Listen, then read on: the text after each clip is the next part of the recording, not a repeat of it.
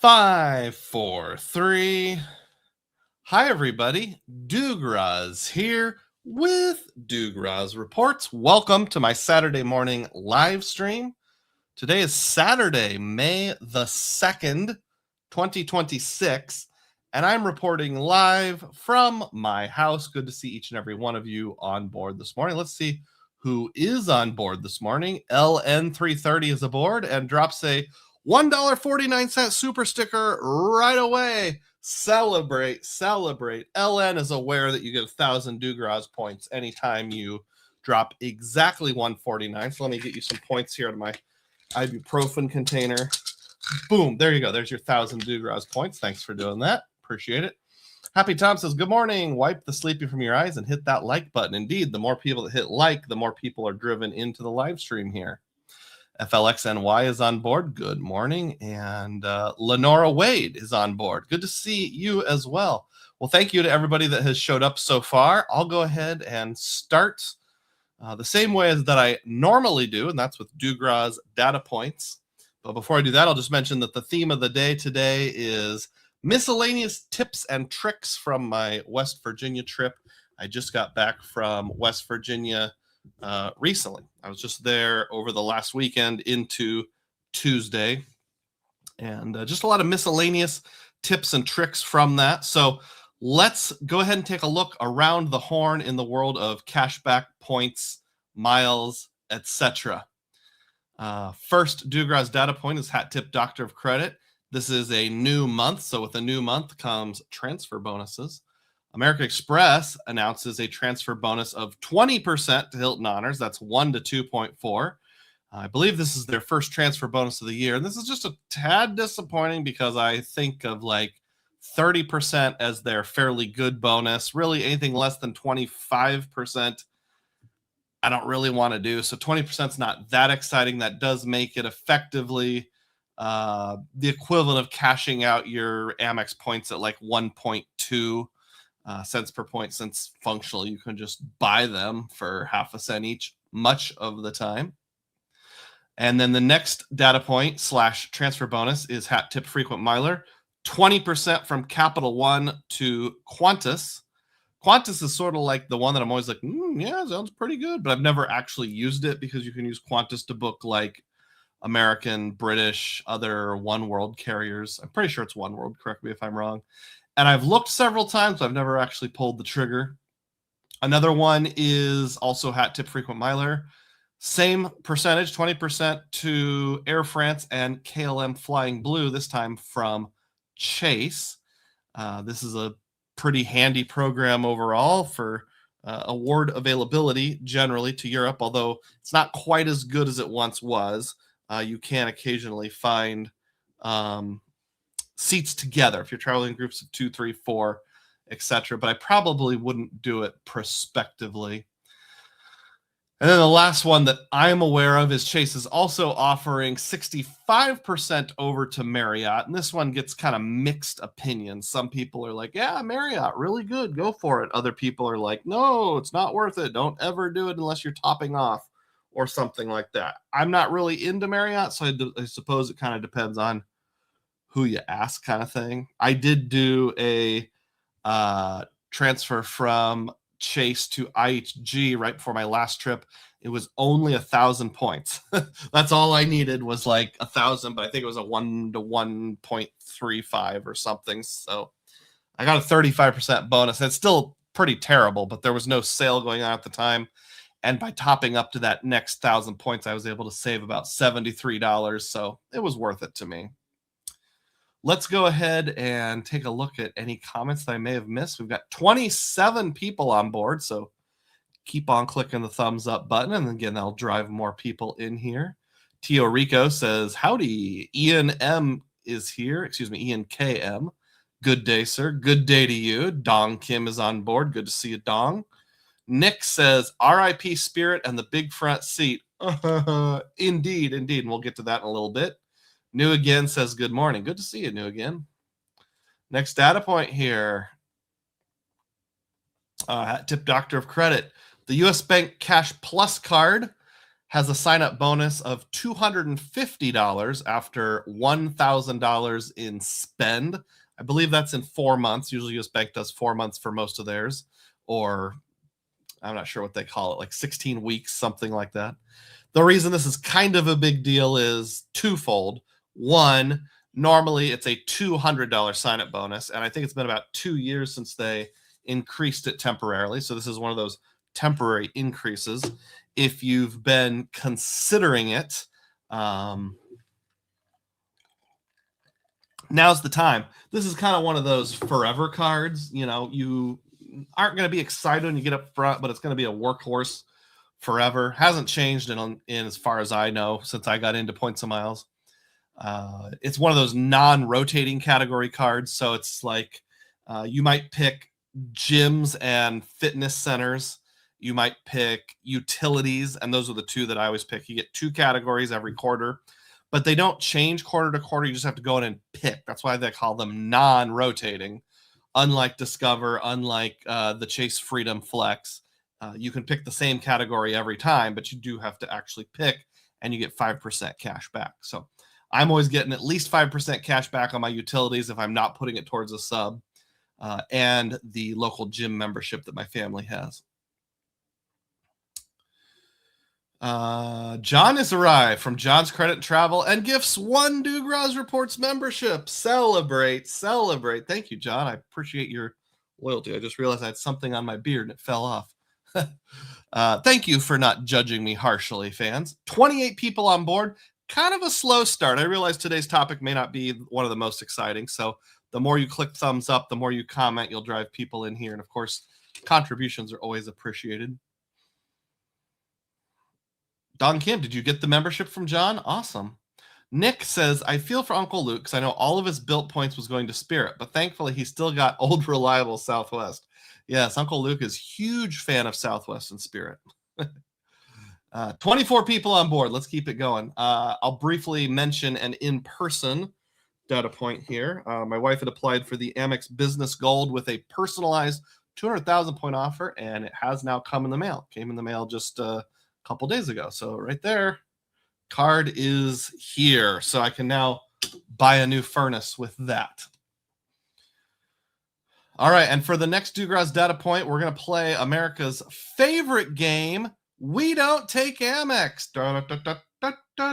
I might have gone over this one before, but this up in the corner, I had to blur it out because I don't want you to know exactly what city I live in. It's in the Des Moines area. But this is the company that does my water bill. It's through the city.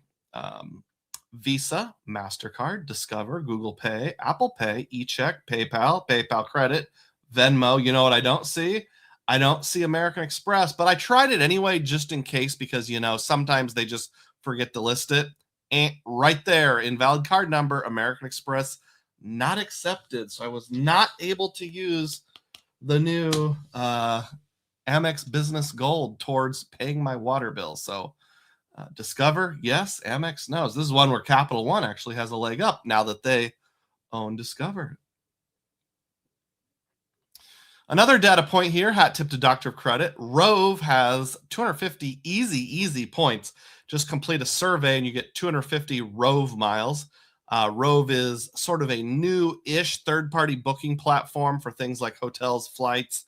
You can also buy gift cards and use it as your shopping portal to get points. And they do have some transfer partners, or you can use it to book hotels for usually around 1.65 cents per point, something along those lines. Pardon me. I don't have the link here personally. I apologize, but if you go to Dr. Credit, search for this article, they do have a link, and they did verify that it is open to anyone. And then on the subject of Rove miles, I would just like to thank whoever is causing me to get this, but I did have and still do have a Rove Refer a Friend link. It's in the description box. So if you're thinking of even trying Rove, you get 500 points, I get 500 points. Just give it a shot. And then I get 10% of whatever you earn for the next 3 months or something like that. So somebody made a booking on April 18th and then again on the 27th, and I got a few miles. I know New Again was doing that. So if that's still you, New Again, thank you. If that's somebody else, Thank you for that as well. I'll catch up on comments now before I move on. Let's see. Sleepy Rod says, what about Apple Pay plus Amex? I hadn't thought about that, but that's a really good point. I'm going to screenshot that. Thank you, Sleepy Rod. That's a great idea. Vincent Pascal's on board. And by the way, thanks for being here, Sleepy Rod. Vincent says, just boarded a plane to Vancouver. Awesome. I assume you mean Vancouver, British Columbia, not Vancouver. I don't know if there's other Vancouvers. Seems like there's one in Seattle, or not Seattle. That's a city. There's one in Oregon or Washington, so don't quote me on that. Tio says it's a good time to go to Vancouver. I did the same last year. Seems like it would be. That's on my to get there list someday. Stinky Monkey Baby's on board, gives the stinky wave. Good to see you. DEM has arrived. DEM says, that would be me, Doug, related to Rove. Awesome. Thank you, DEM, for signing up. I appreciate that. Maybe I got you and New Again mixed around, or maybe you and New Again have both done it. I'm not sure, but I do really appreciate it. Thank you for keep on booking. I'll take the free points. New Again says, with Cap One moving most of its cards to Discover, perhaps do a special guest star We Don't Take Discover segment. Oh, that's a good idea, too. I'll keep an eye out for when I see that. The problem is right now I don't really have any cards that are on the Discover network that I use with any degree of regularity. The only one that I ever use is my wife and I both have a Capital One checking account with a debit card, and that's now on the Discover network, but that's like twice a year kind of thing. New Again says, I find many places don't actually take Discover, even though there may be promotional material posted to register. Interesting. Double Animal Fries says, hey, Dugroz. Hey, Double, good to see you. 31 people on board. Keep hitting the thumbs up button and commenting. We'll drive more and more people in here as the morning goes. Dong says, I'm originally from Vancouver, Washington, across the Columbia River at the Oregon-Washington border. Okay, so I'm not imagining it. There actually is a Vancouver, Washington. Thank you. I knew my geographic knowledge is up there somewhere. Juan from the MIA says, good morning, Doug and everyone. Good to see you, Juan. Thanks for being here. Thanks for being a supporter. I appreciate that. All right, let's see what we got as far as data points here. Do I have another one in that row? Nope. I'm ready to move on to the next row. Now, this is super exciting. You guys are going to be blown away by this. Are you ready? I used Rakuten and earned 2 cents recently.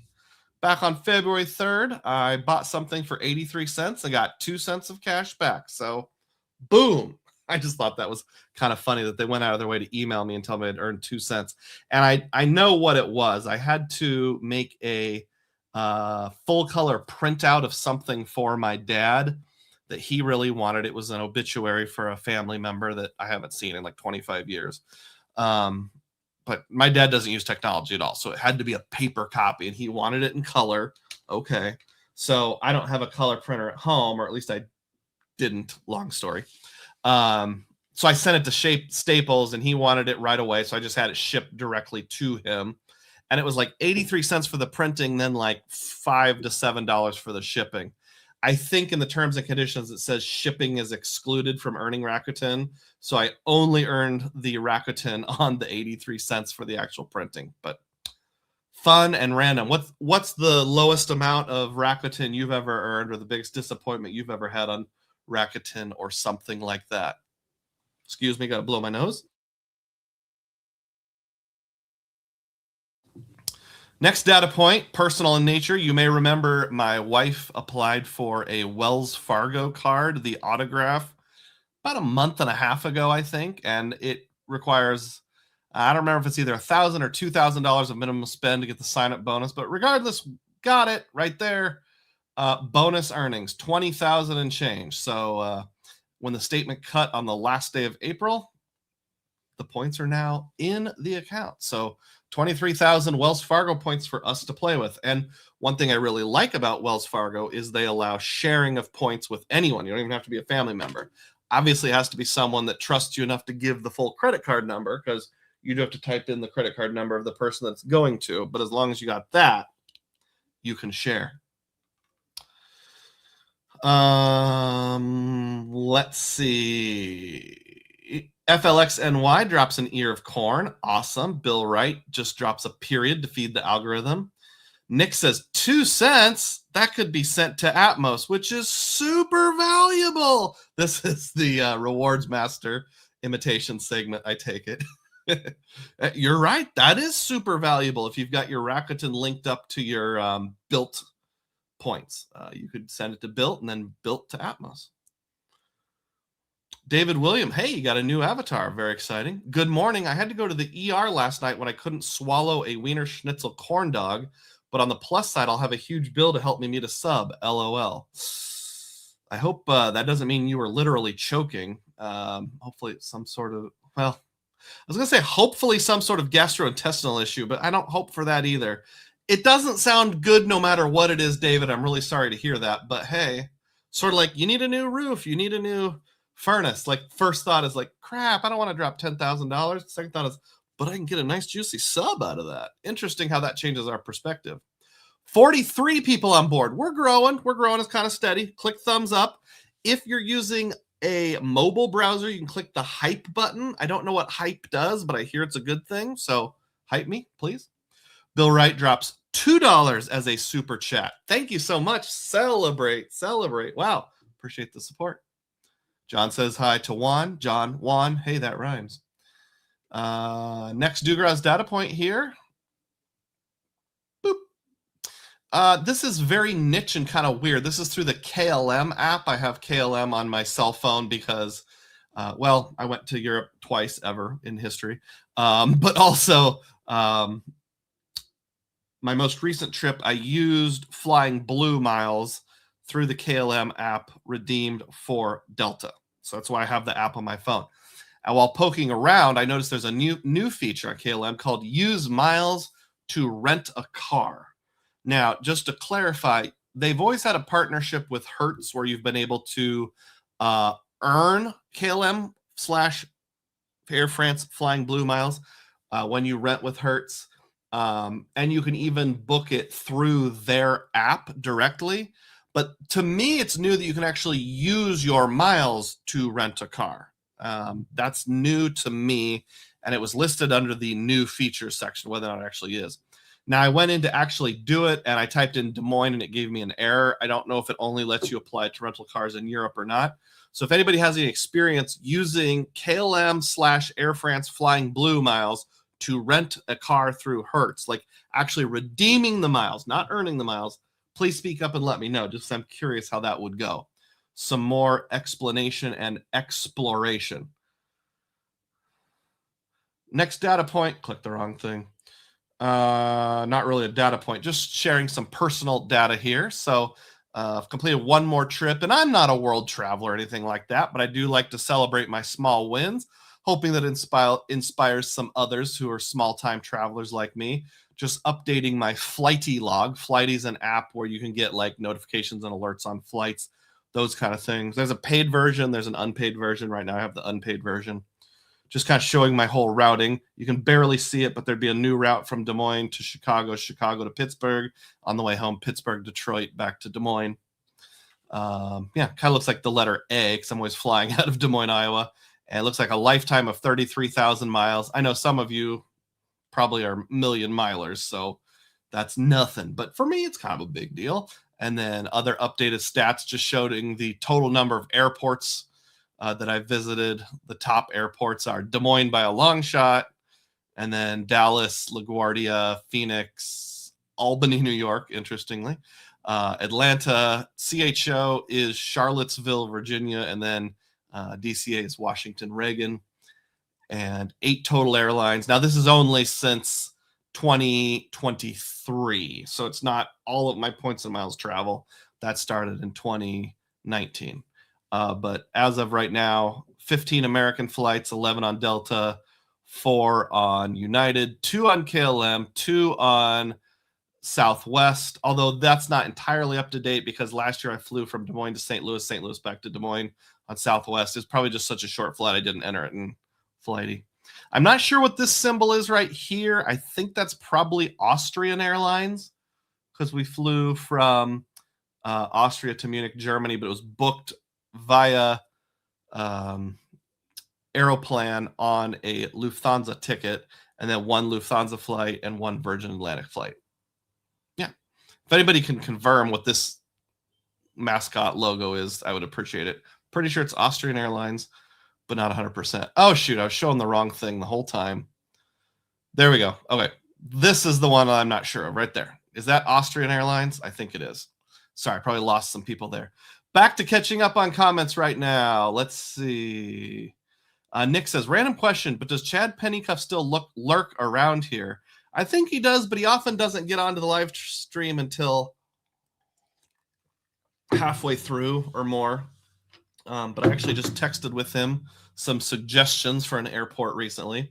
David Williams said, food was stuck in throat, but I could still breathe. It hurts so bad. Oh, man, I'm sorry about that. That freaks me out, by the way. I'm always afraid of that kind of thing happening. So did they pull it out or did they shove it further down in? Maybe I shouldn't be asking these questions. Bill says, you want to go to the Netherlands and use KLM. Bonaire in the Caribbean is probably only 6 hours from you. Okay. I don't know what Bonaire is. Is that the name of a city or an airline or a person? I need a little more detail. Juan says, hey, John, enjoy the time off. Nick says, you pay for Flighty or use the free version? Most of the time I have the free version. If I have a trip coming up where I think I might need it, then I'll enable it for just a week and pay the $4 or whatever it is, and then turn it back off again. It's what I normally do. This last trip, I kind of forgot until I'd already taken off, so I just didn't bother using it. Jake's Loves Jesus is on board. Says, sorry I'm late. Good morning, Dugroz. No problem. Hey, we got 47 people now. We're getting close to 50. Keep smashing the thumbs up button. Spartan of Finance says, good morning, everyone. Yuri SBU is here and says, good morning, Doug and all. Good morning. Thanks for being here, Yuri. All right. Well, there's some news you've probably all heard by now, but I might as well. If I'm not the first one to say it, I might as well be one of the ones to say it. Spirit Airlines shuts down, cancels all flights, and this is as of today, May 2nd. I didn't see it in this article, which is hat tip Danny the Deal Guru. But on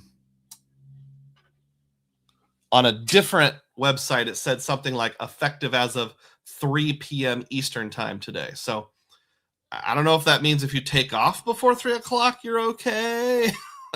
If you're in the air, they'll still let you land as long as you land by 3 o'clock. Let's have a contest amongst the people watching. Who has flown on Spirit most recently? So if you've flown on Spirit at any time this year, throw your hat in the ring. Let us know the date or the approximate date, and we'll see who wins the who took the last Spirit flight among my viewers award. So yeah, there was this attempt at a government deal to bail them out. For some reason that fell through. I didn't really follow the details, but there you go. And you know what I have to think about this?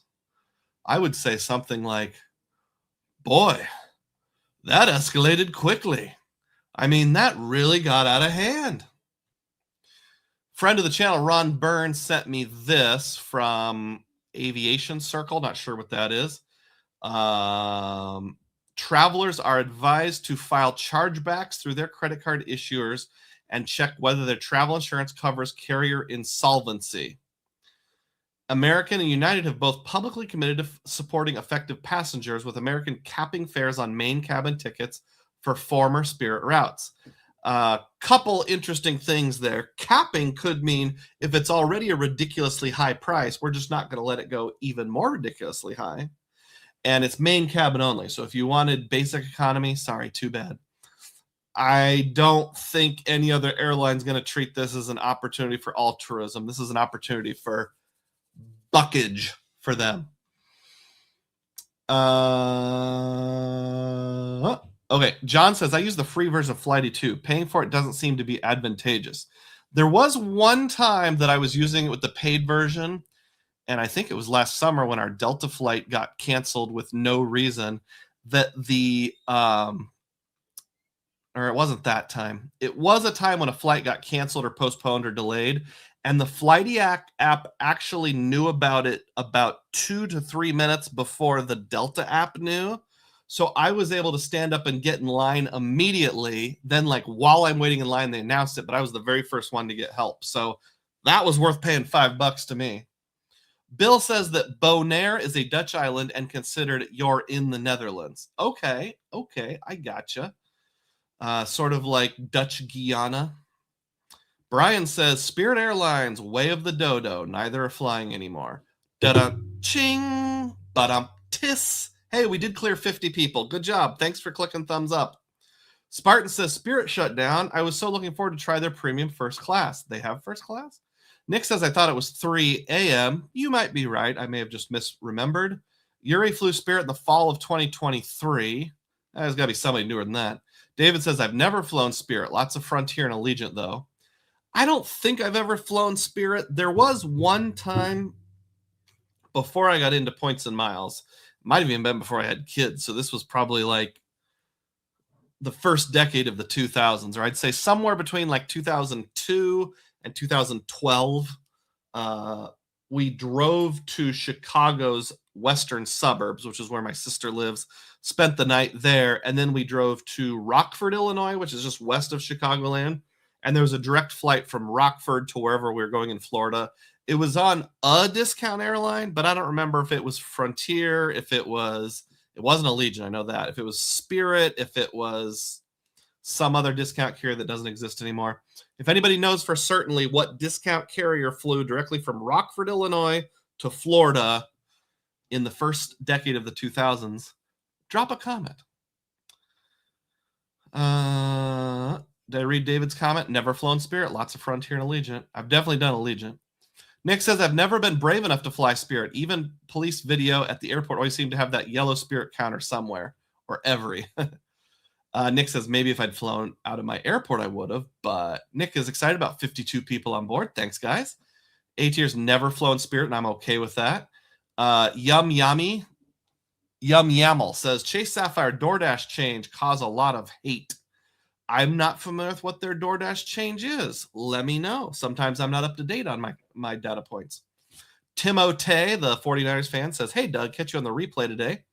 Awesome. Thanks for doing that. John says the free version of Flighty, I assume, is amazing.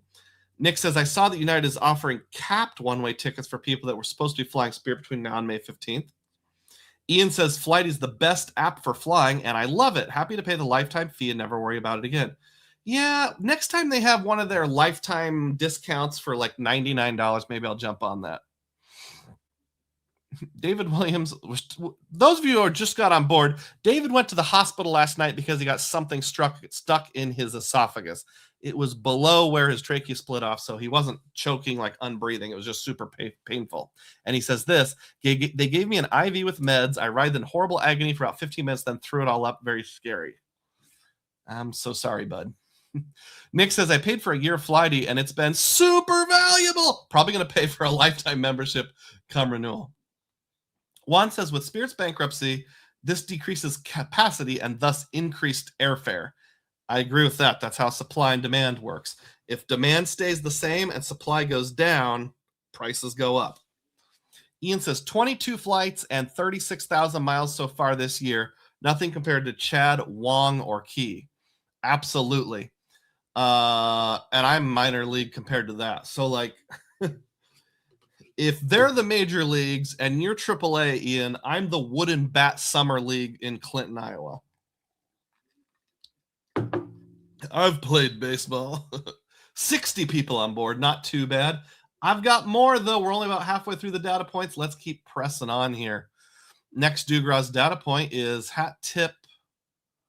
Well, I don't know who this is hat tip to. I'm sorry, whoever you are. I didn't give you correct credit. I think this is also Danny the Deal Guru. I scrolled down a little to get the whole text. The Amex Gold Card, not the business gold, the consumer gold, adds new and enhanced benefits. Celebrating its 60th anniversary, Amex has introduced new and enhanced benefits to one of its most popular cards. This is the consumer gold. 5X on Amex Travel. Surprised they didn't have that before.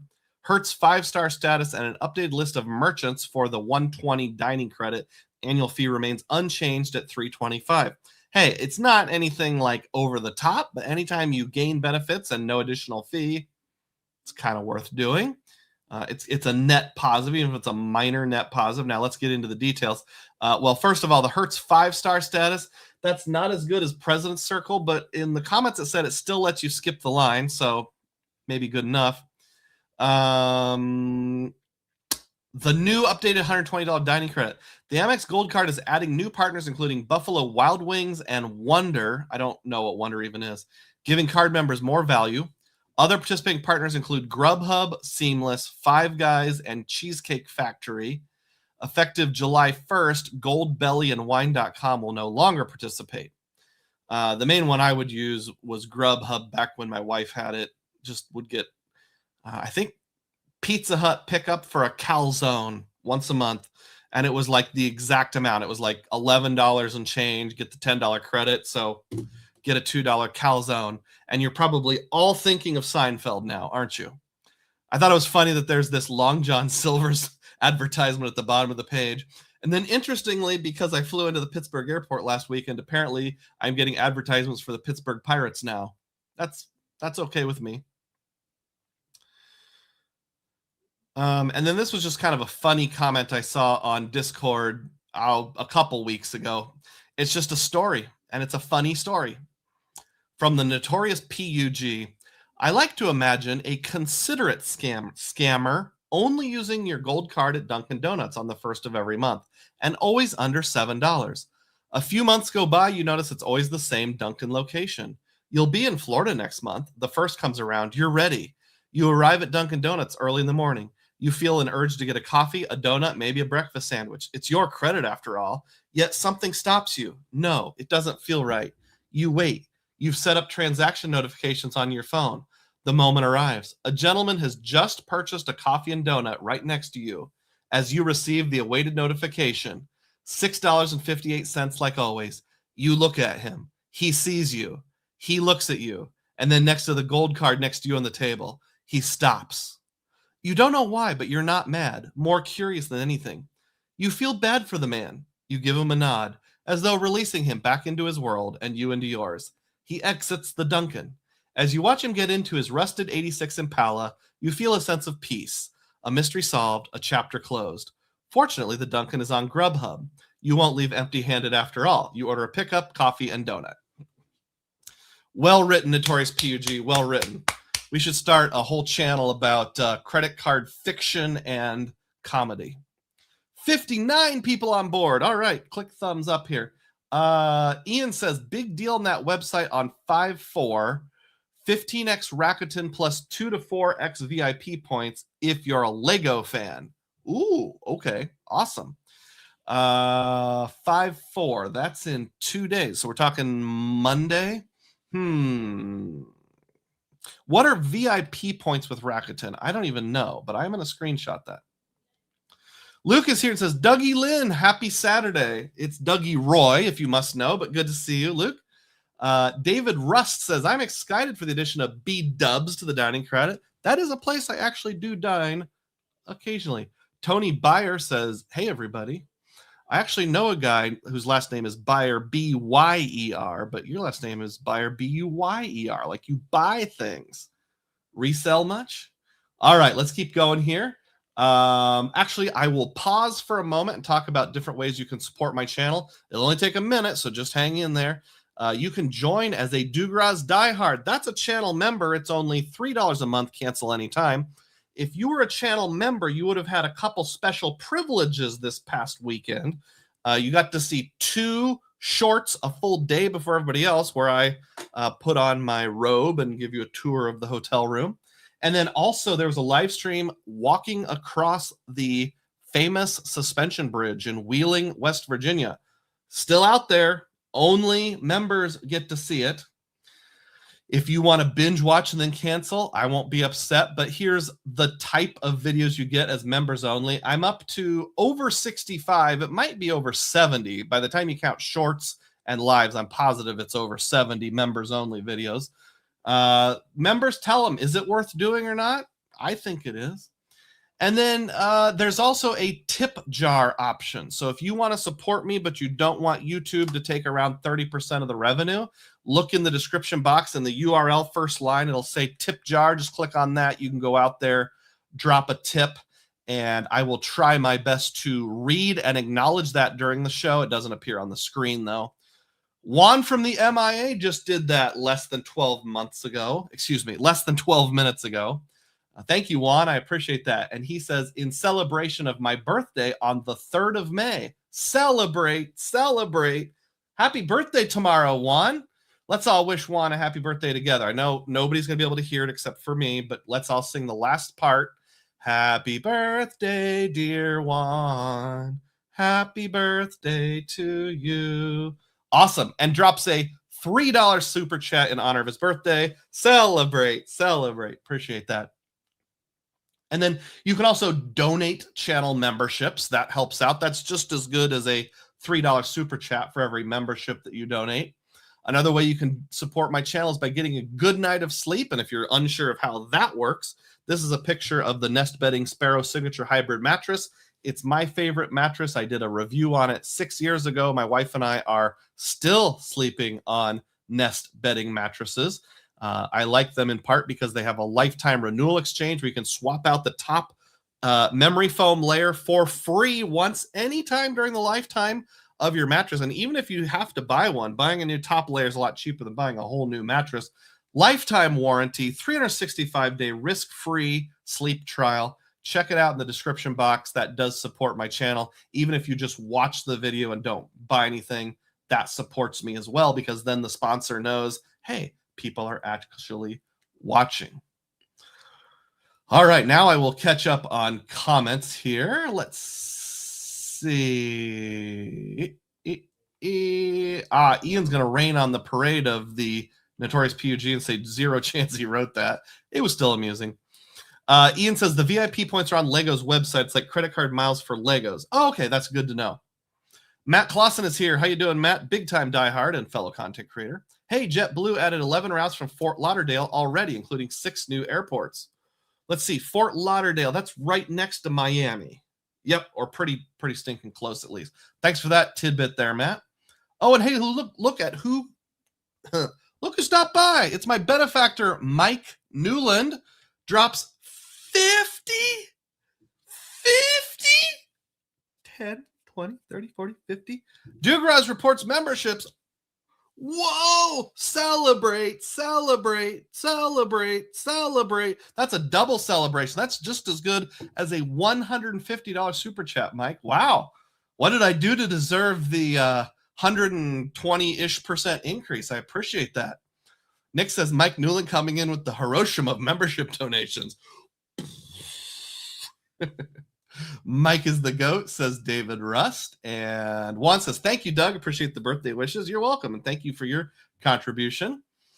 Nick couldn't wait for my reaction. There it is. Happy Tom says, I've been new landed. Thanks, Mike. Awesome. Love points and miles. Thanks for the gifted membership. Sleepy Rod says, holy smokes. Lil Roscoe 1000 says, whoa. Green Knight says, wow. By the way, I don't know exactly how to do it, but if you're logged into YouTube under your master account, so if you have more than one, it has to be the master account, go somewhere in your settings and you have to enable the ability to accept gifted memberships. What's funny is one time I got a gifted membership to my own channel because technically I started driving with Dugroz in the past 16 years ago, added Dugroz reports later, about 6 years ago. So while I was logged into my YouTube account as Dugroz, I must have been watching one of my old videos. Somebody donated a membership and I became a member of my own channel. That's kind of funny. Kevin Keno Davis says, celebrate, laughing, crying. Chad Pennycuff has arrived. Howdy, y'all. How you doing, Chad? Good to see you. And Sleepy Rod says, this calls for a Dugroz standing celebrate, only unlocked at certain times. You are absolutely right. Celebrate. Ooh, kind of hurt my back there. Probably shouldn't do that. Tony says, wow. Mike Newland says, I'm setting up my daughter's quinceañera today and my birthday weekend. Awesome. I'm probably pronouncing that wrong. Quinceañera. I vaguely remember, and I'm going to try my best, so you please tell me if I'm wrong. in certain cultures, and this was in Spanish class, I'm wondering if this is Spanish-speaking cultures, it's kind of a big deal to celebrate a girl turning 15 years old. Am I thinking right there? Let me know if I'm right or wrong. Either way, thank you. Appreciate that. And happy birthday to Mike also, everybody. Happy birthday, dear Mike. Happy birthday to you. Thanks again. Nick says, well, I'll remember the day where we were, the day Dugroz reacted to 50 membership donations. Love it. Absolutely. Love Point Smile says, wow. God Facade says, thank you, legend. Nick says, Chad, my fellow Disney adult. DEM says, Doug has been blessed by the credit card godfather, a.k.a. Miguel, a.k.a. Mike Newland. Ben Bradshaw is here and celebrates 2 months of memberships. Thank you, Mike. Mind blown. Awesome. Thanks for being a member for 2 months. Flying Ryan says, I come to these just for the celebrates. Excellent. Chad says, I'm more of a theme park adult. I have APs everywhere and spend more time at UO than WDW. Let's see. WDW must be Walt Disney World. UO would be United Order. It's the theme park about cults. No, that can't be it. Let's see. What's the one that I'm not thinking of? Fill me in, Chad, what UO is. John says, Merry birthdays, Mike and Juan. Universal Orlando. There we go. Mike Newland celebrates 13 months of membership. Celebrate. Awesome. Mike's aware of that one also. All right, 65 people on board. Let's keep on thumbs upping and see how that goes here. Next Dugroz data point here. Boop. Uber Eats is to remove the $5 monthly credit for Uber One annual users. I didn't know about this all that much until the benefit was taken away. But apparently some people were given an offer like last year to buy a full year of Uber Eats Uber One membership. And if you bought it during that period, you got $5 monthly credit for a year. And basically Uber said, well, the terms and conditions said it's not guaranteed to last a year, so we're just going to take it away. And then they did. Well, that's a jerk move. But the comments were more interesting than the news itself. David wrote this comment. He said, outside of someone disabled, what's the point of anyone here to care about Uber Eats benefits or taking away benefits? Meal delivery is for poors and people with bank accounts that hover around $0. And the response was pretty epic, in my opinion. Somebody named SH wrote this. It sounds like you might not be rich enough to afford a premium credit card that offers a monthly Uber credit. So imagine this. You add your credit card as a payment method on your Uber account, and then you automatically receive $10 to $15 credit into your Uber balance every month. But you must use it before the end of the month, or that month's credit expires. Sure, ordering food through Uber is usually more expensive than paying the restaurant directly, but the monthly credit covers more than the difference and results in net cheaper food when you place the order for pickup. Yum. That was a classy answer, I thought, instead of, just outright gunning him down, saying something like, you might not be rich enough to afford a premium card, so let me explain it. Well done, SH. Well done. Next data point. Hey, we've got some news about the Chase Sapphire Reserve, and that's this, hat tip Danny the Deal Guru. The best ever bonus, 150,000 points with the Chase Sapphire Reserve is now out. This came out just a few days ago. So they started at 100,000, bumped it up to 125. Now it's 150. And this is, I think you have to spend $6,000. I actually can't see it. I thought that was it, but this is your supposed first year value. What's the minimum spend on this one? Anybody got it? It's probably 8,000, 10,000, something like that. Maybe it is 6,000. Who knows? But some interesting data to go along with it is this. So this one's hat tip, Doctor of Credit.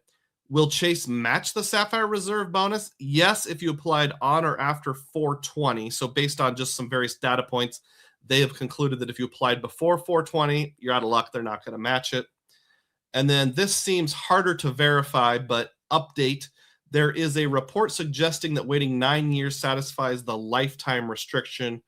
Your mileage may vary. And what it's basically saying is when Chase did all their changes at the end of last year with pop-ups and when you're eligible for bonuses and when you aren't, the wording on the Sapphire Reserve and Sapphire Preferred made it sound like if you've ever had one of the cards before, whether or not you got the bonus, you can't get it again. But there were some data points out there. Now, that data point, as far as I could tell when I linked to it, it was on a Reddit post, was just from one person who said by waiting 9 years since I got the bonus, canceling the card, then signing up again, they were able to get it again. But another person said, I did the same thing. I had it 10 years ago, converted to a Freedom card 8 years ago, and I still get the pop-up window. So whether or not you would actually be eligible, who knows? Whether or not 524 really matters still, who knows? But maybe if you've never had the Sapphire Reserve, you can get it. Well, if you've never had it, you should definitely be able to get it, and you're under 524. If you've had the Sapphire Preferred, then it's kind of a who knows kind of thing because their rules are a little more ambiguous nowadays. Please excuse me while I blow my nose here.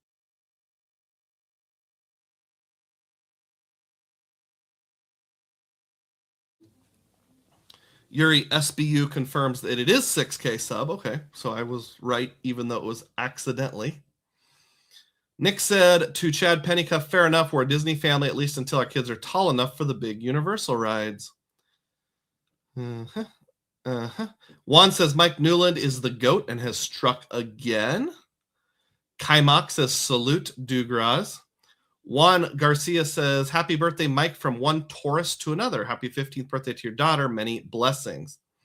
Tony also wishes happy birthdays. We're over 60, but we've kind of hovered in that 60-ish range, 63. So thumbs up, make a comment, something. If you're not sure what to comment on, you can just say something like Spirit Airlines crying emoji or something like that.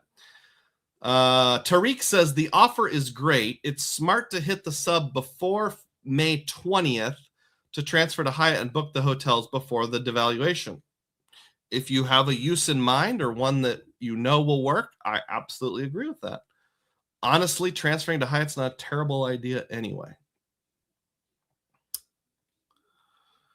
Next, Doctor of Credit article here. Hat tip to Doctor of Credit is what I meant to say. That's what I just read. I just said it wrong. I just said it in a different way. So we don't need to worry about that. Okay, the real next one. Hat tip frequent miler. You can earn 80,000 miles on the Citi AA Advantage Platinum Select Card with no first-year annual fee. This is the entry level with a fee American Airlines card. I think it's normally like $99. And the normal sign-up bonus is, I think, 50,000. But if you get this I'm on the airplane offer, like where they come around with a brochure, it's 80,000, waived first-year annual fee, and you only have to spend $1,000 to get the sign-up bonus. That's pretty good and honestly a little tempting for me. But there's other things I want to get, so I'm going to have to hold off for a while. It says you need a 6-digit code to apply since it's an in-flight offer. And if you don't have one from an actual flight attendant, you can just use a number like 000,000, and it should still give you the offer. So worth considering. If that was like 120,000, I would drop everything and sign up. Gardening be darned. Next data point, hat tip frequent miler. Avianca sucks the life out of some of its life miles. Sucks some of the life out of life miles. So they had kind of a backdoor devaluation here. As pointed out by Thrifty Traveler a few days ago, Avianca's made some devastating changes to their award prices. I think the main one that Frequent Miler pointed out was it used to be 63,000 Avianca life miles to fly from the eastern portion of North America, like New York, Washington, D.C., over to Europe. And now that is over 90,000 miles. So big jump there. Kind of sad. I had never used Avianca because I was always concerned about like what I'd heard about bad customer service, as well as not devaluations, but like cancellation fees and that kind of stuff. Also had to frequent miler. Chase points boost is becoming a points bust. Some redemptions are now only 1.15 cents per point. And this is one of those, the name kind of says it all. So Chase advertised that, yeah, we're doing away with 1.5 on everything, but don't worry, there'll be lots of things that are point boosted up to 2 or even more. And there's like this tiny handful of like 2.25 cents per point on like 11 luxury hotels. But now people are even finding them as low as 1.15 for some of their point boost flights and hotels. That's just disappointing. Not surprising, but disappointing. Personal data point here, and I'm mostly saying this for my own sake. I actually added this to my card a while back. My Hilton Honor Surpass card had an Amex offer to spend 3 times with Apple Pay and then $10 back. And I have to do that by the 21st. So that's in 19 days. So mostly saying this for my own benefit, but you can also check your Amex offers for a really easy way to get $10. What I do is just go to the gas station and buy like a gallon of gas, hang it up, do it again, another gallon of gas, hang it up, another gallon of gas, and back to back to back, 3 Apple Pays. Mike Newland says, I picked up 2 more $500 Disney gift cards at Sam's Club this morning for $450 each in Round Rock, Texas. They've got a lot left. Awesome. Tony Byer says, Apple Pay free money. Yeah, I saw that too. There was something else. I think it was Southwest gift cards. You get a $500 gift card for it's either $450 or $465. Something like that. I thought that's pretty good. I'm not a big just pay cash guy, but if I was, I would totally go with that. All right, 63 people on board. Thank you so much. I really appreciate it.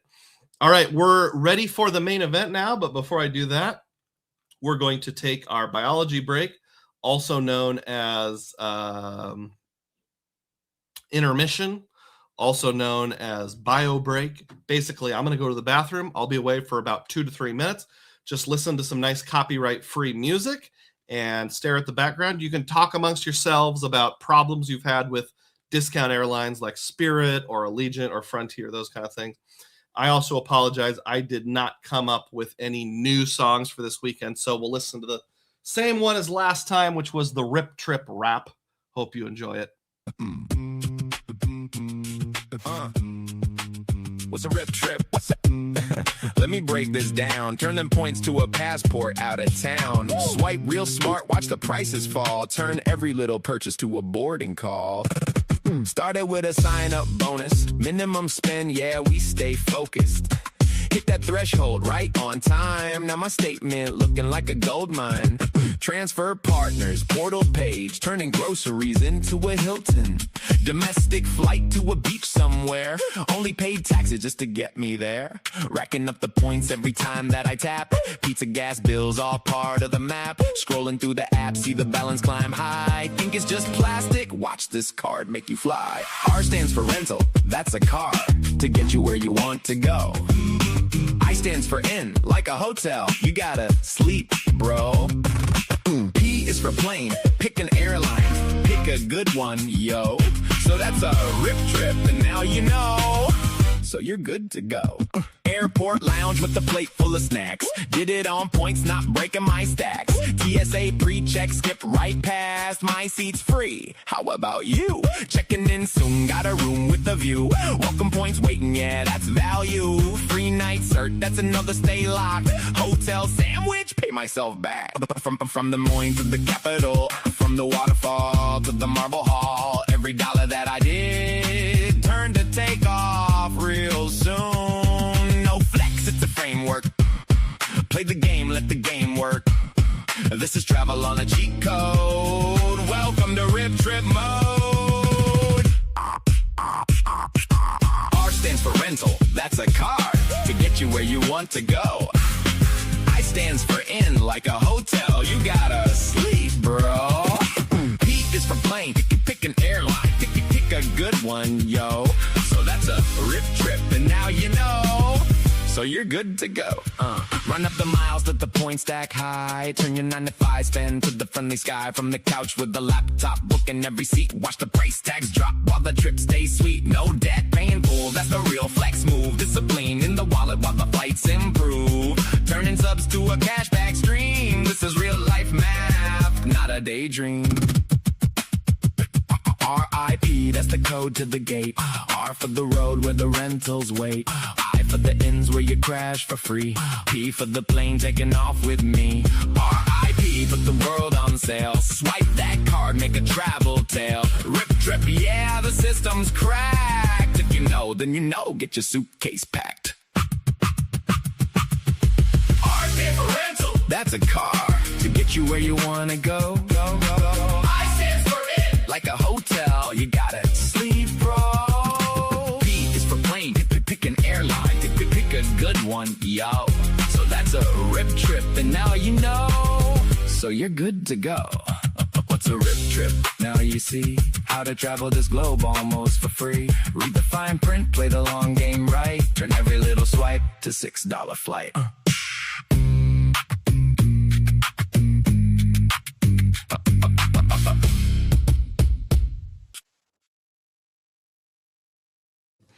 Okay, thank you to the 65 of you who stuck around. I really appreciate it. Okay, I'll catch up on comments, then we'll get into our theme of the day here. Mike wants to know, does anybody have a Spirit ticket booked after today? John says, not I. Wants to know if he does. Chad says, the music is so cringe. I love it. That's the idea. I think what I typed in was like late 80s style non-offensive rap or something like that. Ryan says, dang, I was hoping for an emphasis on the boom. Pay yourself back. Yeah, that would have been nice. John says, DJ Doogie Doug. There actually was a rapper named Doug E. Doug, wasn't there? I'm not much up on rap culture. I apologize. All right, we'll go ahead and get into the theme of the day here. 5, 4, 3. Today is a little bit more of a lowdown, informal, casual theme of the day. It's tips and tricks and catching up on what I did last week. So I took one of the rip trips that we just learned about during the wrap. That's sort of like become a term that I also use to describe any of the long weekend, 3, 4, 5-day getaway type things. Flew into Pittsburgh, spent most of the time in either far southern Pennsylvania or in West Virginia. And I'll go over those details now. So last week I did my live stream from the hotel in Wheeling, West Virginia.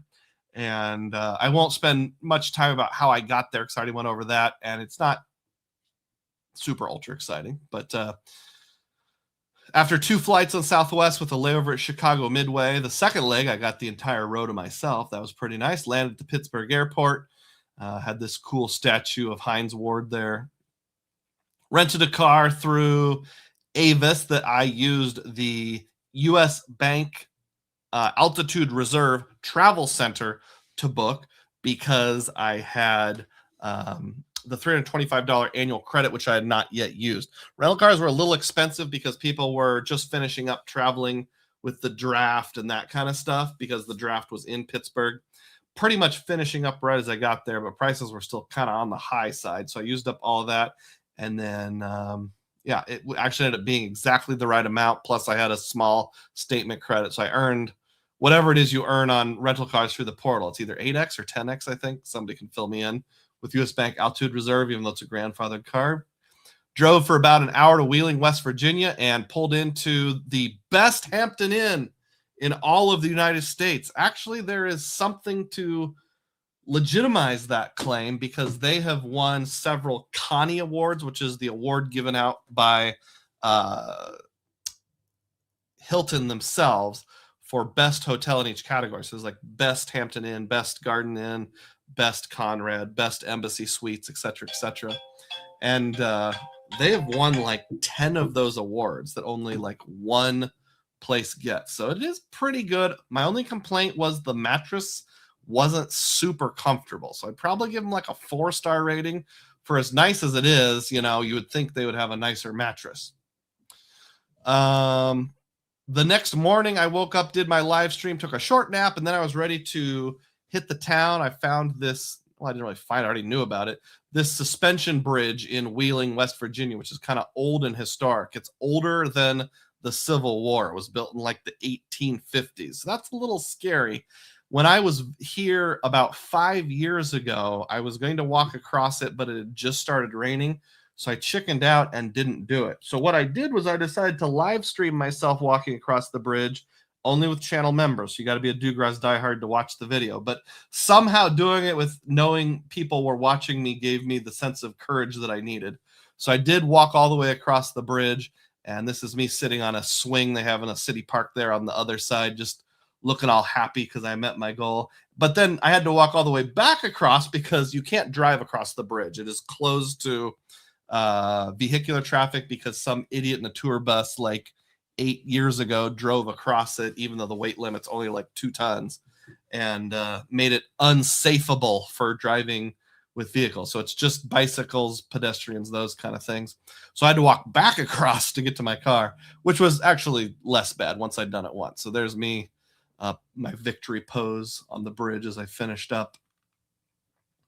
After that was done, I drove to a place called Tunnel Green, which has a 1800s railroad tunnel. It says 1904 because that's the year they renovated it, but it was actually built in the 1800s. It doesn't have railroad trains anymore.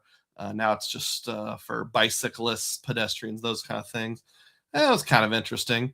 I sent Bryjack a text and said something like, "Hey, look, I'm playing Legend of Zelda in real life." Or something like that. On the inside, there was this like door that kind of looks like one of the dungeon entrances in Legend of Zelda, and that had this cool like spider web calcium effect. Very, very spooky. Do, do, do, do, do. Wheeling has some old historic buildings too. It's one of those rundown towns, kind of like my hometown of Tumwell, Iowa, that's seen better days, but there are some really nifty looking buildings there in the town. Let me catch up on the comments here. Ian says, another Saturday morning driving to work with Doug. Mike says, Silence of the Lambs was filmed in West Virginia, though most was shot in Pennsylvania. Interesting. Yeah, I can see that. I don't know that I've ever seen all of Silence of the Lambs, but at least I've seen enough clips to get the general gist. After that, I drove to a waterfall that's about 15 minutes outside of Wheeling. A lot of this trip was about waterfalls. I'm a big waterfall fan, I've decided.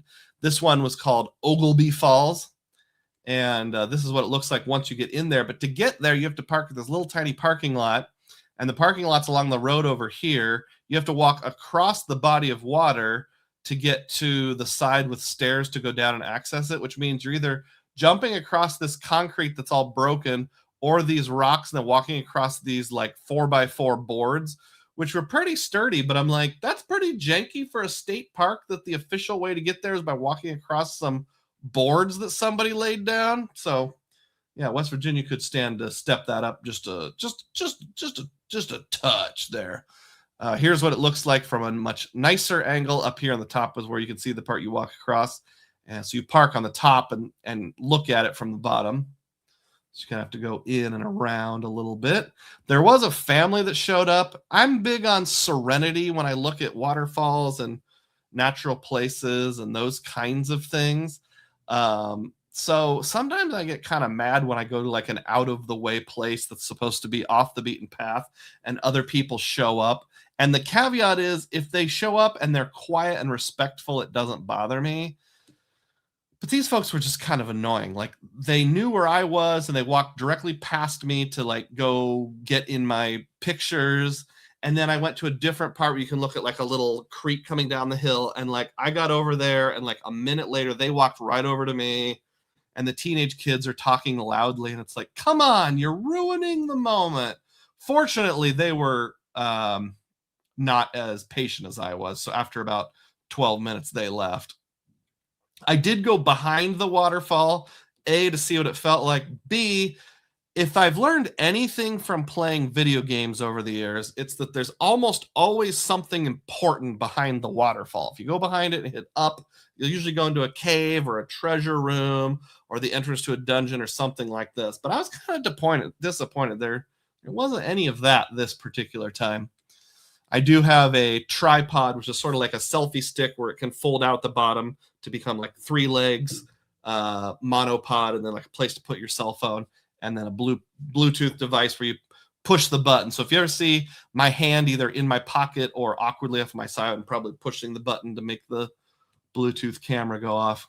Drove back into Wheeling proper and went to this restaurant. Now, when I was there 5 years ago, it was called TJ Sports Bar and Grill. Would recommend. It has all these baseball cards of like local athletes painted on the side. I don't know a lot of them. I know Lou Groza is a kicker because in college football, the kicker can win the Lou Groza Award. So if any of you sports fans out there know these other names, let me know. Bill Mazurowski, I know he's a professional baseball player. Art Rooney, don't know. Sally Carroll, don't know. Bobby Douglas, Lance Meal, Lou Holtz. He's the guy who was the coach who later did commentary and talked kind of in a fun way. Dot Bowl, Jesse Burkett, John Havelick, Hugh Straubs, Clyde Thomas, Phil Nicaro, Alex Groza, maybe Lou's brother, Joe Nicaro, Chuck Howley. Any of these names stick out to you? They don't really stick out to me except for a couple. Anyway, on the inside, it is now called The Wheel under new ownership as of about 2 years ago. And this actually does show up on Built Dining. So I got a thing that said, we hope you enjoyed The Wheel, a Built neighborhood restaurant. I earned 3 Built points per dollar. And I did take the advice. This is one of the tips things. Some people told me about last week when I didn't get Built points at a local restaurant. If you have your card on any of the reward networks like Hilton Dining and Built is very jealous. So they'll like kick that card off. So I made sure this was on my CSE City Strata Elite, and I made sure that card wasn't linked to anything else. So I did actually get the Built points. And hey, not only did I get the Built points, that was on Saturday nights. You know what else I got? Dun, dun, dun, a lot. City nights. Have you ever seen those city nights? There was also Wendy's I stopped at late night on Friday night, driving into the Hampton Inn somewhere else in West Virginia. So I got 6X there as well. This is only like the second and third time I've ever used, maybe the fourth time I've used city nights in a natural way, not a strategery type way. Inside the Wheel, I had a cheeseburger, a smash burger with fries and ranch and ketchup. Actually, I think it's gone downhill in quality just a little bit since it was TJ's in terms of the menu offerings. I asked the waitress what she recommended. She said any of our smash burgers are great. I thought it was mid. It wasn't a bad burger. It wasn't a great burger. It was just a burger.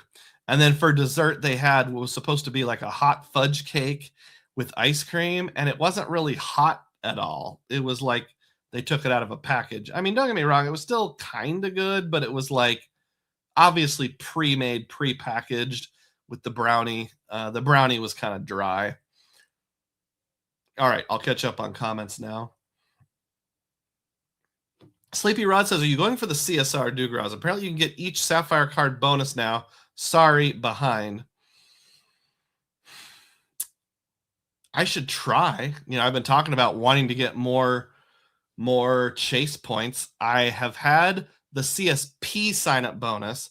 I've never had the CSR sign-up bonus. So, some thought will have to be put into that. I'm not really sure because I want to use up all my credits that I have now. I have the CSR right now. Obviously, you can't have 2 of them, so I would have to downgrade that to like a freedom.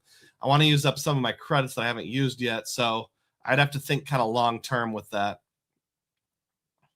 Ralph Agayos here says, hi, I found some information on DoorDash Sapphire, $20 minimum on pickup orders. Oh, okay. Is that the change that people are upset about? Is that there's now a $20 minimum to save $10? Yuri BSU says, question, looking at different Hyatts in Europe for late March and April 2027 and don't see availability cash or points. Usually the calendar is bookable 11 to 12 months ahead. Has anybody else noticed anything off? I don't know anything about that, Yuri. I apologize, but maybe other fans can speak up. David says that dessert looks sad. Not the best I've ever had. It was maybe like a 4 out of 10, to be honest with you. I was a little disappointed that I paid for it. If they had said, like, would you like a pre-made fudgy ice cream dessert from a package that comes from a factory, I probably would have said no. I thought maybe you made the brownies in-house. Okay, that takes care of that part. And then back to the Hampton Inn. Now, I just want to show you why this is one of the like best rated Hampton Inns in the world. They have a pool that's like indoor, and then they have these two garage door type things. It's kind of hard to see, and it's always awkward to zoom in on people swimming and stuff. But there's two like saunas or hot steam rooms. There is a like waterfall shower area you can go into. There's an indoor hot tub and there's an outdoor hot tub. So I think this would be an excellent place to have like a Points and Miles meetup someday because it's a Hampton Inn, so it's not that expensive. But it also has like epic pool, hot tubs. Oh, there's also like these waterfalls that fall down from the ceiling into the pool. So really cool that they have that. And then also there's a semi-private like patio area outside with some nice seating, artificial grass, and like fireplace for late night discussions. I say semi-private because I think it's supposed to be something that you reserve, or maybe the people just on the first floor here get access to it, but I'm sure we could arrange something. The hard part is there's no major airport in Wheeling, and some people don't want to rent a car and drive, so that would make it a little trickier. In terms of how I booked this Hampton Inn, it was using the City Strata Elite. That has a credit of every year you get $300 off a hotel stay of 2 nights or more.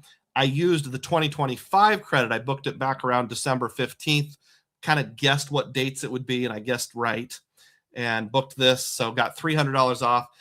It was still more than $150 per night, but I think I only paid like $40 on the card itself, something like that.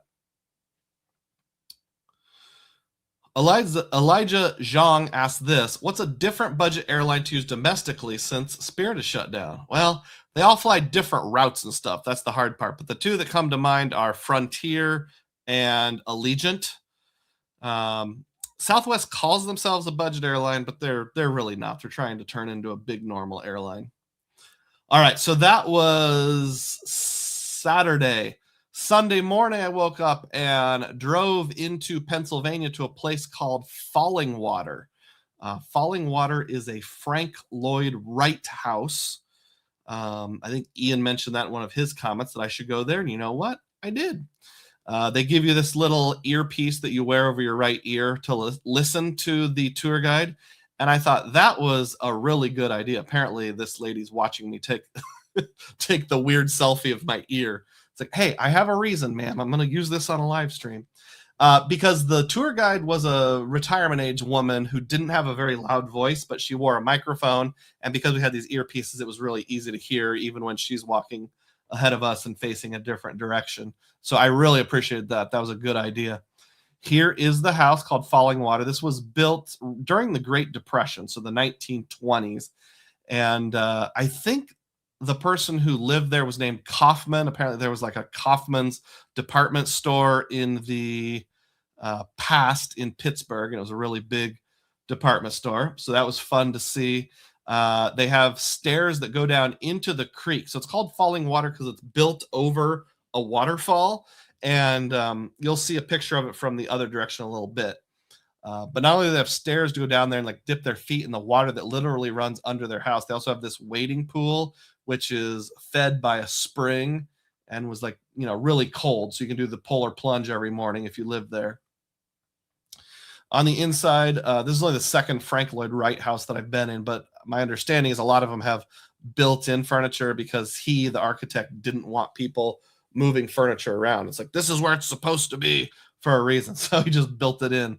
I had an Airbnb I wanted to stay at that was designed in the same style and inspired by this house.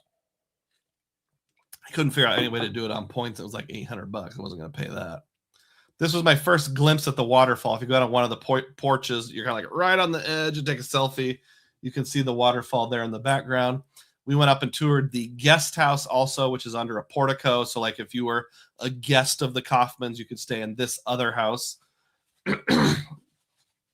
Built in the same style. I thought that's kind of a cool. I'd like to have a living room that looks like that. And they also had a swimming pool, but again, spring fed. So it was kind of this constant, like 52 degrees year round. So you can take the polar plunge anytime you want. After the tour was done, I went to a lookout point where you can see it easily. And excuse me, I'm sorry. There was a man and his wife there at the lookout point with me, and we had done the tour together. And it was one of those, hey, if you take my picture, I'll take yours kind of thing. And he was kind of a fun guy. I was like, how should I stand? He's like, man, put your leg up on that rock. I was like, yeah, that looks great. Lean on the tree. He was really convincing me to work it. So that's why I kind of look like I'm doing my senior pictures. But there you can see the two-part waterfall in the background. It's just a beautiful, beautiful, beautiful setting. And then there was another guy there who was just quietly sitting on the rock observing it. This is how you're supposed to observe waterfalls. So if you ever look at a waterfall, just be serene and hang out there. Other parts of the property, there's a creek that runs throughout the whole property that feeds the waterfall. I think it's called Bear Creek or Bear Run, maybe, Bear space RUN. Had little built-in smaller waterfalls along the way. Good stopping point, so I'll catch up on any comments here. Mike Newland says, Spirit shutting down hurts us all on prices. It kept some of the bigger airlines honest with prices at some airports. I agree with that. Yuri SBU says, Breeze Airline is budget and focused on less served regional airports and routes. I say JetBlue and Southwest value-based airlines, but not low cost. I gotcha. Yeah, I forgot about JetBlue, which is, again, technically budget, but more value-based, not so much low-cost base.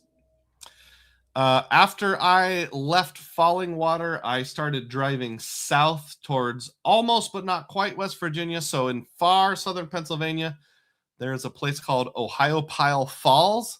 And this was a more touristy waterfall because it's right against the road. You don't have to walk more than 50 to 100 yards to get to the observation deck. So this was on a Sunday. There was tons of people there. So I'm only going to share this one particular picture of that one, but you can see me. You can see the observation deck.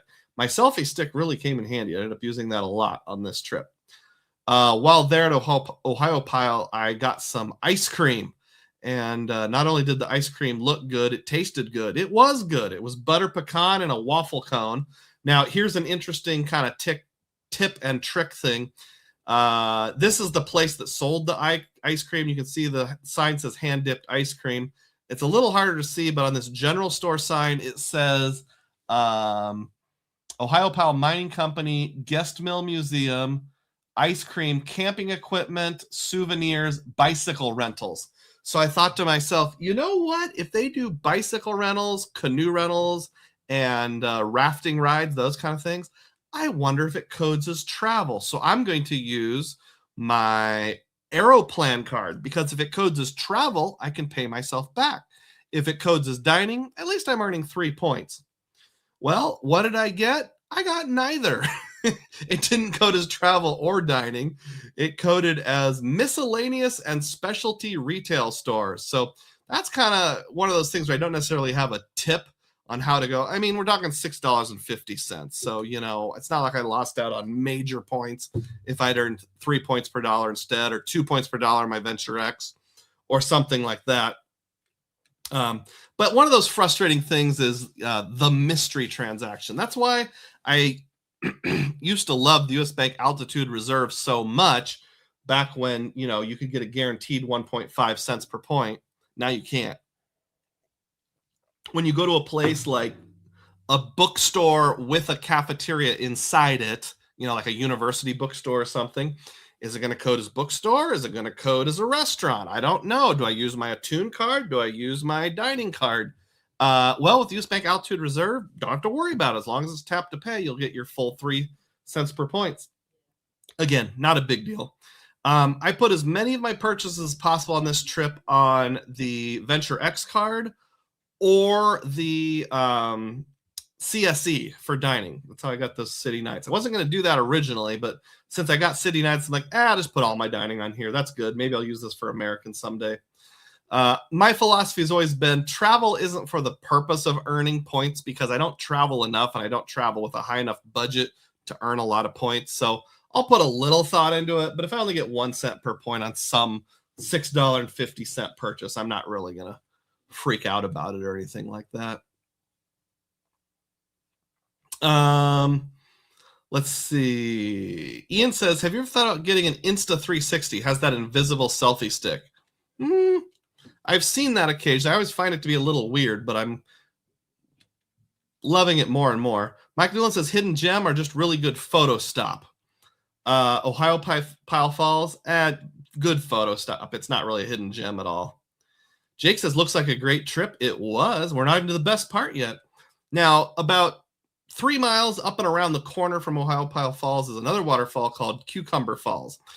And if I look just a little bit annoyed and perturbed in this photo, I am. And it's because of these people down here. There was two groups of girls. One had 2 girls, one had 3 girls. They're all like between 15 and 22 years old. And they're just like, oh my gosh, waterfall. Oh, why do I look so fat in this picture? Oh, you look so cute. Just like, would you shut up? Just ruined it. This place was way too people-y. Beautiful waterfall, but just too many people. It was on a Sunday, too close to the main road, those kind of things.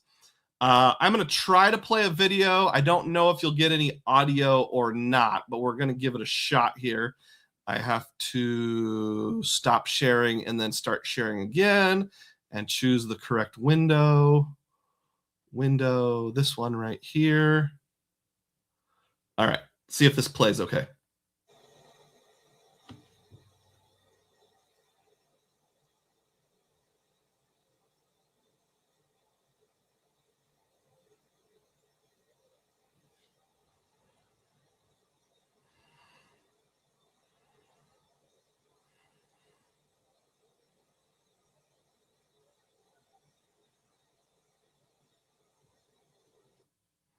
So yeah, super beautiful waterfall and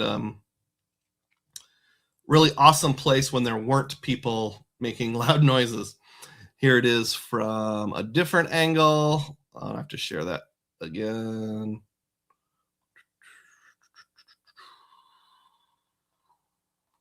When you switch between picture and video, the switching is a little bit obnoxious. There we go.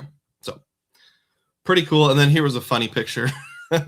Boating or rappelling on Cucumber Falls prohibited without written approval.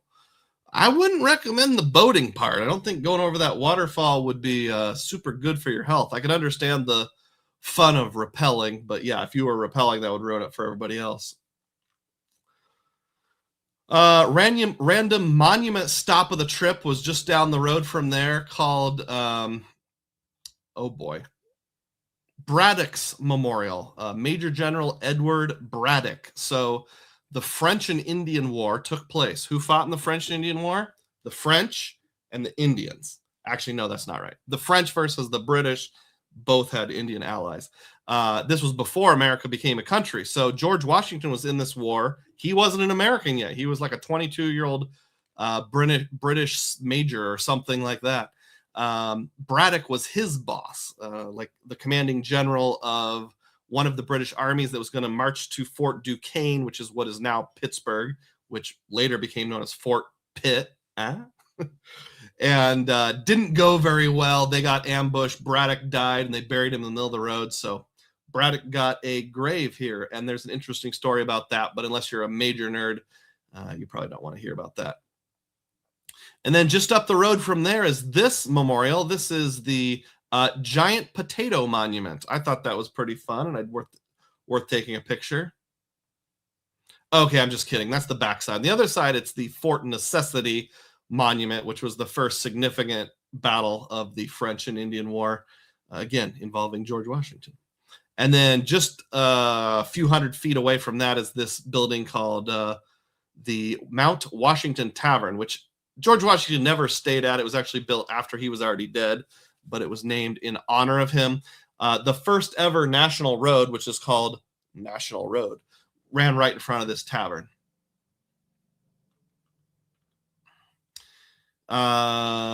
David says, all these people ruining your waterfalls. I know, right? Mike says, worth the hype or just easy access doing all the work? It's a mix of both. So I'm going to get to a couple here. Towards the end of the trip, my waterfall was very much redeemed. So just hang in there. No sound to confirm. Yeah, I remember that from last time, that for some reason you don't hear sound on my videos. Gold Homer says, wow, I'm actually on the live stream. Good for you. Thanks, Gold Homer.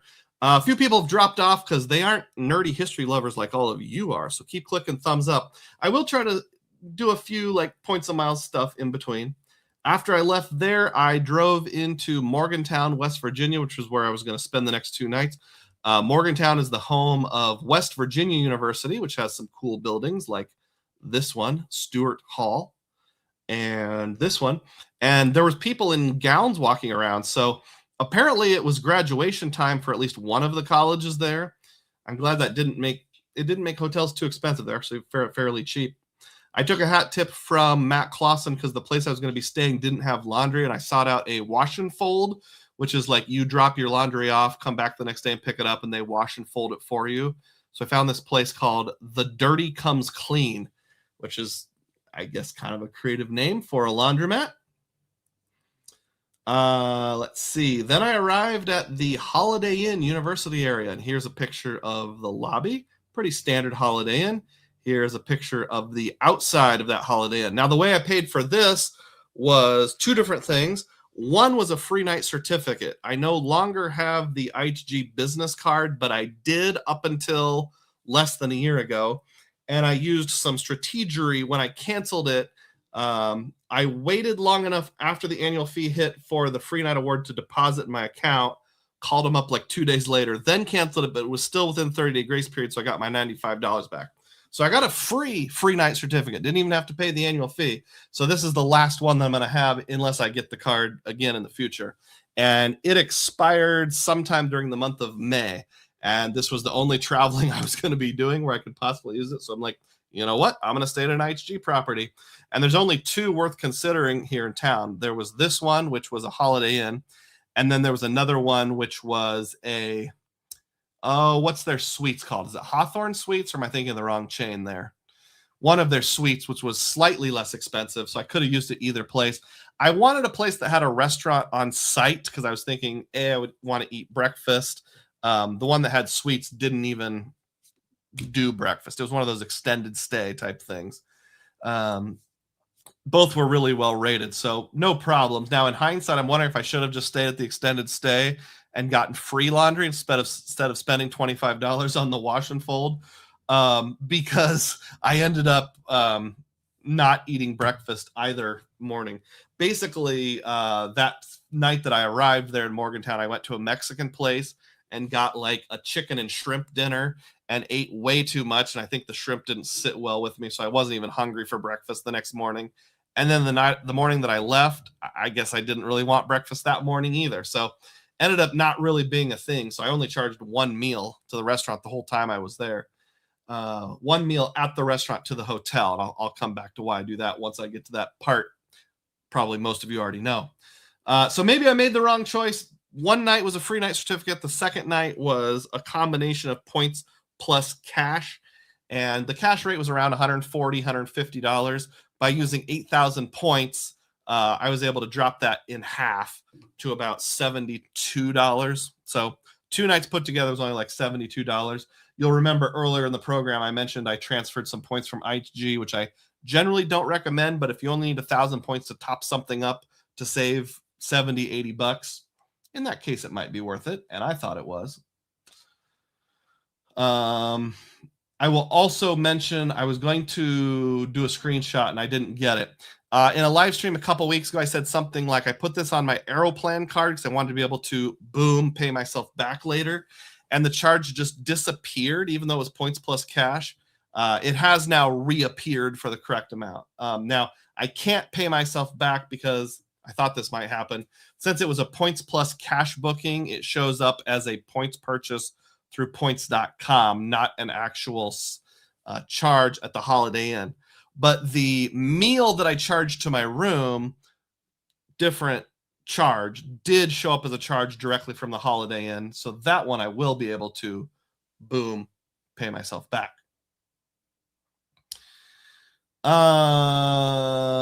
Then I decided the next morning to hop on the PRT, Personal Rapid Transit. And you guys have heard me talk about this before. It's basically a series of these little tiny, like individual buses with only 8 seats on them that will take you places around Morgantown and the West Virginia University campus. kind of on demand. This is what they look like from outside. They're just like little tiny buses. It runs on kind of like a track, but it's not a railroad track. If you look closely, you can see they have just regular tires, but it's all automated. There's no driver. So they were driverless cars before Elon Musk even knew all about that. This was built like back in the 70s, and it's pretty old technology. In fact, you have to pay with quarters. If you're not a student, students can swipe their cards to activate it. But non-students have to put in 50 cents. But for some reason, it didn't take it. And one of the students standing nearby looked at me and she said, "Oh, it's free this whole semester." So for some reason, this semester it's free, but it's not normally free. It's normally 50 cents. So I'd ridden this 5 years ago and I really wanted to do it again. Or was it 2 years ago? Whenever that was, I wanted to do it again. So I did. And here's me on the inside. You can see it's just like a little grouping of 2 seats, and it's like 4 of these. So 2, 4, 6, 8. Might be 12. Don't remember for sure. I think the maximum occupancy is like 12 to 16. If anybody on board went to the University of West Virginia, raise your hand, or if you've ridden this thing before. And here it is out the window. I know I look like I'm nerdily excited, and I was, because I like to do nerdy things. Mike Nolan wants to know, what were the reviews like at that Holiday Inn? I think it was like 4.2 stars on Google. I had a perfectly good experience, so I'll give them a 5-star. Nothing wrong. The bed was comfy. It was quiet. It was cozy. The restaurant was fine. No problems there. So, yeah, all good. Tia Rico feeds the algorithm with a 100. Mike Newland says, Miles in Transit has been there doing those trains. Awesome. James Wynn says, I see him on the inside. Wave. Then I went back and picked up my wash and fold laundry, which was like $24 and change. Drove down to a different part of West Virginia. But if you're familiar with what West Virginia looks like, how do I do this without flipping you all off? It's kind of like this. This is the panhandle with Wheeling. Then there's another panhandle here. And in this notch right here is Maryland. So I had to drive from here to here. So I actually drove out of West Virginia into far western Maryland, then back into West Virginia. So this is a courthouse in Oakland, Maryland. I just thought it was kind of cool. And the song says I like to see courthouses, so I wanted to make sure I prove that true, which I do. And just to prove I was briefly in the state of Maryland. So there's 4 states I was in on this trip. Pennsylvania and West Virginia were the feature ones. I briefly drove through Ohio, just like half a mile on the side of the Ohio River to get to Wheeling. And then I stopped at a Burger King in Maryland to get some lunch. And that was it. And saw this courthouse out my window. I was on my way to Blackwater Falls, which was the big waterfall of the trip. I've been there before. And there's 2 different places where you can look at it from. There is I think it's kind of like the south side, and it's an up high place called the Gentle Trail that's fully wheelchair accessible, fully handicapped accessible. And that's where I went first to get the kind of big views. There was a lady and her significant other, husband, boyfriend, whatever, who did the whole thing like, hey, would you take our picture and then I'll take yours? And she didn't do a very good job. This was the best picture she got. Most of them, the waterfall was completely blocked by the railing. I actually got better pictures with my selfie stick. Now, when I was there a couple years ago, the waterfall was much fuller. So apparently I needed to go like a week sooner to get more spring melt, but it was still really cool. Now, the coup de grace of the whole trip was these last 2 things. One was going around to the other side of Blackwater Falls, where things, you can see I'm much happier here. Things timed out perfectly that I was the only person. A little bit later, a couple with a dog came along, but they were very quiet and respectful, and just did the whole, you want me to take your picture thing also. So this one, I really finally got the nice serene view. It's really hard to see in this picture, but if you look right there, it looks like kind of like the head of a lion sticking out, which I don't know. Just watching the water flow over that looked kind of majestic. And if you think about it, this looked exactly the same like 500 years ago as it does right now. And for some reason, I don't know, that brings me a sense of like awe, comfort, those kind of things. Here's another video. And again, it probably won't have any. Oh, come on, stop that. It probably won't have any audio for you to listen to, but I'll play it for you here. So give me just a second. Gotta choose the right thing. Sorry that it doesn't have audio when I do this. Here we go.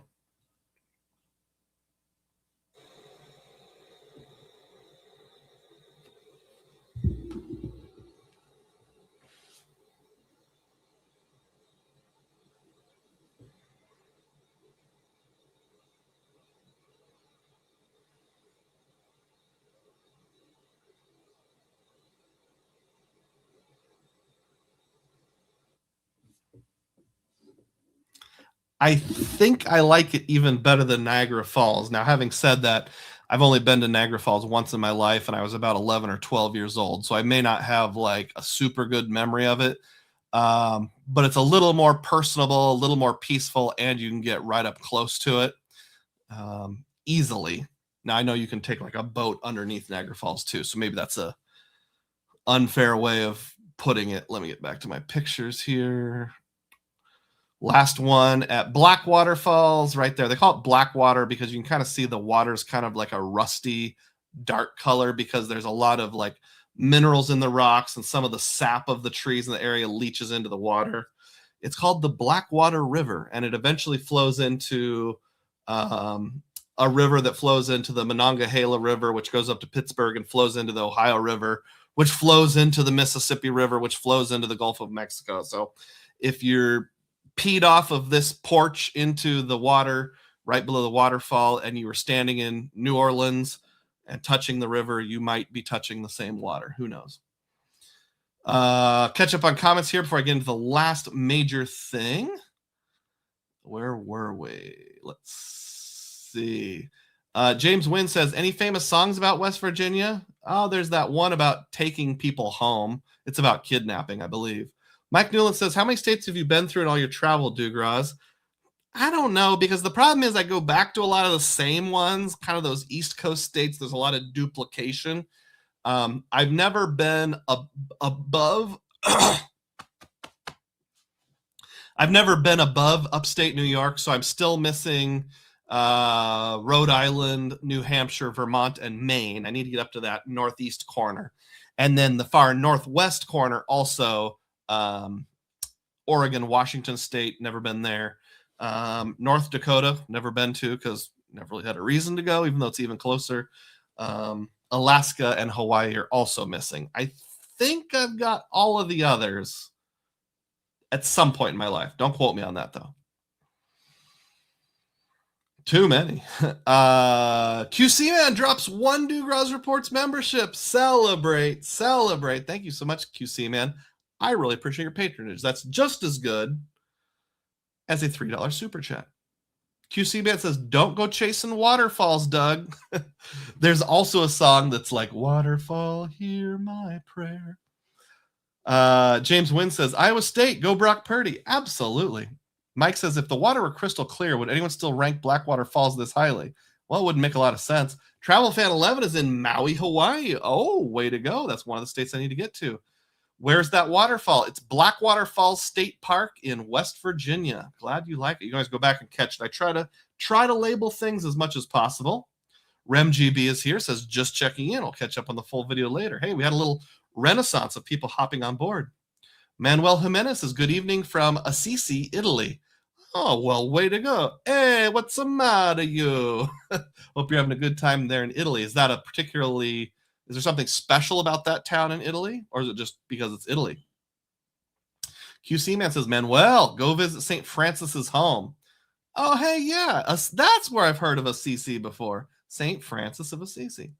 Ian says, I've got a diner that you and I have to go together in Maine. That's going to blow your socks off. All right, let's start making plans now for 2028 or whenever we do that. Sounds good to me. All right. Now, it was just mentioned there's a famous song in West Virginia about country roads. One of these days, I'll do the parody called County Roads. It's about traveling in Iowa. But anyhow, yeah, West Virginia does have some pretty epic country roads. And not too far from Blackwater Falls, but you really have to go down some back roads. There's another waterfall named Douglas Falls. And I'm like, it's named Douglas Falls. It's rural. It's in West Virginia. I gotta go. and you drive down this terrible quality gravel road. This is actually one of the better segments. And eventually you come to a sign that says road closed 500 feet. And apparently at one point they had a road that went right along a canyon, but pieces of the road are literally falling into the canyon. So that's why they closed it in 500 feet. But there was a little muddy pull-off area before the closure that you could go into. And Douglas Falls is not a waterfall that has a porch or a balcony or railings or stairs. It's just nature. So if you want to get there, you have to climb down the rocks. Now, it was built next to a river that had like kind of a cement thing, like siding, preventing it from like falling in back in the 1800s when it was used for coal mining and stuff. But there's no modern steps or anything. In fact, at one point you have to hold onto a rope as you go down. Well, I guess you don't have to, but I decided to. I tried to make it look as dramatic as possible. It wasn't quite that harrowing, but totally worth it, because when you get down there, this is what it looks like. And I was the only person there. And I'm like, finally, serenity now attained. So I was super excited to get to this one on my own. Here it is from another angle where you go a little further down and just kind of sit on the little wall that they built back in the 1800s. And don't have any video of this one, but you can see it's pretty dinkin' cromulent. Here it is from another angle. Now you might wonder, how did I get a picture with me so very far away that's still halfway decent quality? Seems like your phone's not that good, Doug. And also, does your Bluetooth clicker really reach that far? Nope, it doesn't. So after I was there for about a half hour and I was kind of close to being done, a lady showed up, a young lady, probably late 20s, maybe right at 30, with a dog. And you could tell she was a real outdoors type. She had the hiking gear, the like brown pants that are designed for hiking, a backpack, the dog, and like photography equipment. And she just climbed out onto a rock in the middle of the river and said, "Hey," kind of loud, because it's loud. There's a waterfall right there. "Do you have an iPhone?" And I'm like, "Yeah." And I'm like, "Is she going to ask me out?" But I said, "Yeah," for whatever reason.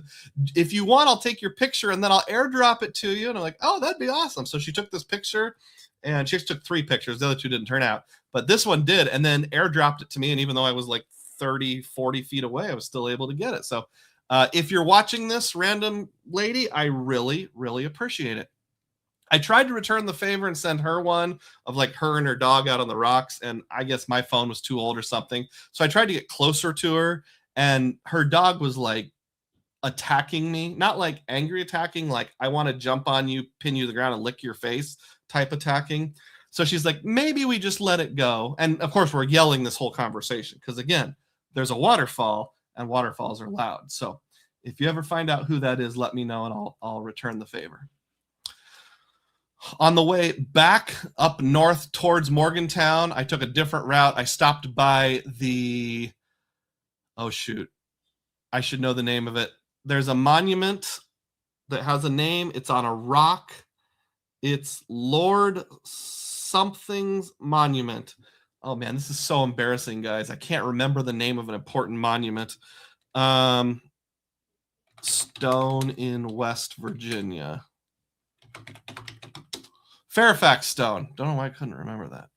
Fairfax Stone State Park. This is the stone that marks the headwaters of the Potomac River. You know, the river that flows through Washington, D.C., that George Washington threw a silver dollar across.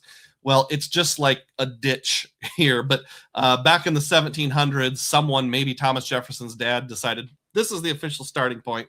So if you ever wonder why Maryland goes so far west and has that part that pokes into West Virginia, that's why, because this is where it starts. I could say more about that, but it gets really nerdy. And then as I continued on that road, this is one of those roads where it looks like if you accidentally veer off the road, you're going to fall, 100 yards to your death. But just such a pretty view. This is out the window, so it doesn't really capture it. But if you ever want to drive north from Thomas, West Virginia, I think it's Highway 65. Don't quote me on that, but the views are just, chef's kiss, and the weather was perfect. I randomly ran across a cemetery called the Kite Road Cemetery when I was there 2 years ago, and I liked it so much I decided to stop again. It's literally not even on Google Maps. Maybe I'll add it. That's how out of the way it is. But you just drive down the highway, then you drive down to this valley. When I say down, I mean down. It's like a 15% grade. And then there's this little cemetery. It's just beautiful. So this is the car that I rented. This was a Ford Escape, and it actually worked perfectly for me. It was comfortable and everything. I generally rent a full-size car because a lot of times with full-size, you can choose either like a large sedan or a small SUV, and I like the small SUV. That's a pretty good fit. Again, the lighting was perfect. The weather was perfect. The grass was perfect. Whoever's the caretaker for the cemetery, hat tip to you. You did a great job. As you're driving up the road that literally leads back to the highway, this is what it looks like from a distance. If you ever want directions, just let me know. Like I said, it's about 6-7 miles north of Thomas, West Virginia. Inside, well, I better stop and catch up on comments here to see how we doing here. Oh boy. Got a long ways to go here. All right. We talked about that diner. Wants to know if it's an A1 diner. Yup. Manuel says I did go to the place. I don't know, Francis of Assisi's grave. A1 diner. Let's go. QC Man says taking your socks off in a diner seems unhygienic. I see what you did there. Manuel says tomorrow I head to Rome for 4 days. Oh, congratulations. That's awesome. We assume St. Assisi's house was very simple and modest. James wants to know if anybody's been to Lewiston or Gardner. I think those are in Maine. Tio says Assisi is one of my top 10 places to go in Italy. I tried Pigeon for the first time in 2023. Balcony dining at Ristorante Ferrantino. Great views. James says 30's not young. Just kidding. Yes, it is. Get off my lawn. Tia Rico says, not that restaurant. It was La Laterna. James says she's a hacker. Now your phone's been hacked. Travel Fence says Jeep rentals are great for those types of dirt roads. Fortunately, I never had to go like off-road, so that's good. Anything goes in Maine, says Ian. James thinks it's nice as freedom. It is nice to have freedom. That's one of the reasons why I like rental cars, because you can go wherever you want to go. You don't have to stay within 30 miles of the city. When I got back to the restaurant inside the Holiday Inn, there's a restaurant. I don't remember what it's called. It's like Smokin' JJ's Barbecue, something like that. And I was in a mood for fried things. So I got the fried basket, which was a mix of chicken tenders and fish. It's hard to tell which one's chicken tenders, which one's fish. It was really good. After eating at the restaurant, the Mexican restaurant where I ate too much shrimp, I learned my lesson though. I didn't eat all of it. I left like one whole fish and one whole chicken, and didn't eat all the bread and that kind of stuff. So I had a more pleasant morning the next morning, but I still skipped breakfast just because I wanted to head out quickly, I think. Now, this was a restaurant inside the Holiday Inn, and it is like the Holiday Inn restaurant, so they have some sort of agreement. I'm assuming if you have like diamond status, you can get free breakfast there. They do serve breakfast. You can charge it to your room. Interestingly, they didn't have like anything on the slip to charge it to your room. So when I asked, she said, "Oh, just handwrite your room number and print your name anywhere on the receipt, and just don't give me a credit card." So I just hand wrote room 405 or whatever it was, Douglas Rose, and did the tip, and it worked. A little janky. But anyway, if you don't charge it to your room, if you pay with a credit card, they've got this sign, which we've all learned to hate. As of January, we'll be charging a 3% surcharge for all credit cards. Not if you're using debit or cash. And I'm like, eh. What else is interesting is that particular restaurant shows up on Built Dining and you get 3x. So basically, again, didn't apply to me because I charged to my room. But if you were paying with a credit card, you would lose 3%, but gain 3x. So is it because they're on Built that they're charging the extra 3%? I don't know. Couldn't say that with certainty. James loves the photos. Thank you very much. I appreciate it. And background balloon has arrived. Triple fire. We're getting close to the end here. So the next morning I woke up and it was Tuesday, time to fly home, but my flight wasn't until like 3 o'clock in the afternoon. So if I was timely, I could do like one thing. So I decided to go by Cheat Canyon, and there's a lake called Lake Lynn, and there's a hydroelectric dam. So I went to visit the Lake Lynn Dam. Here is a picture of the dam from the front side. Like when you first pull in, not a lot of water going over, just a couple little trickles when I was there. Here's what it looks like from the much more scenic backside, where the dam has created Lake Lynn. It's a man-made lake. It's basically, I think it's called the Cheat River that runs through there, through Morgantown. If anybody knows, verify. It was a little colder that morning. It was in like the mid 50s. So flannel definitely was in order. That's what it looks like. Very peaceful. I was the only one there. I don't know if I was getting tired of taking a picture of myself or what, but I look kind of like just a very somber expression. That picture, that's the trail that you walk on by the lake. And then there's this big set of stairs to get from the lake up to the parking lot. Again, very somber, not excited about having to climb all those stairs to get back to the parking lot. And then when I was done seeing the lake, I decided to stop by the Lake Lynn Dam parking lot, which I was the only person there other than some guys doing utility work on a nearby pole. So there's me again with the rental car. Let's see. QC Man says 3% charge at a restaurant connected to a hotel is a first for me. That really sucks. Yeah, but again, you got out of it if you charged your meal to your room. So I don't know if that means Holiday Inn is absorbing the charge or exactly how that works. Maybe Holiday Inn just, let's say it was $30 including tip. Holiday Inn just has an arrangement where they just cut them a check for $30 at the end of the week or at the end of the month or whatever. I don't know. So I got around it, but yeah, that would be kind of weird. QC Man said, well, you'd be wearing flannel anyway. There's a good chance. If it's below about 65, yeah, you're right. I saw a meme this week that was like, why do all men in rural Iowa dress like this? And I'm not even in rural. I'm in the biggest city in the state. And it was basically the same thing I'm wearing right now, but you also have a baseball hat on, either your favorite team or a seed corn company, one of the two. All right, we are close to the end here, and then I have just a few tips and observations. Drove from Morgantown to the Pittsburgh airport, which is about an hour and a half. Returned my car at Avis. I've had concerning and bad experience at Avis's in the past. In fact, my worst ever experience was at this exact Avis, although they've remodeled the Pittsburgh airport a lot since I was there 5 years ago. In case I'm confusing you, I've mentioned 5 years ago and 2 years ago. I flew into Pittsburgh and went into West Virginia 5 years ago. I flew into Charlottesville, Virginia, and drove into West Virginia 2 years ago. So some of this was a 5-year repeat. Some of it was a 2-year repeat. And I've decided I might just do this every 2 years. I like this part of the country enough. Anyway, I had a bad experience in 2021 with the car rental because that was when we were coming out of COVID. A lot of the car rental places had sold off like half their fleet. They literally ran out of cars. Even though I had a reservation, they didn't have any cars to give me. Like, well, if you just wait, we'll see if somebody turns theirs in. So, if somebody keeps it 5 hours longer than they're supposed to, we can't control that. That's the only time I've ever had that. I ended up canceling my Avis reservation, renting from Dollar the next day.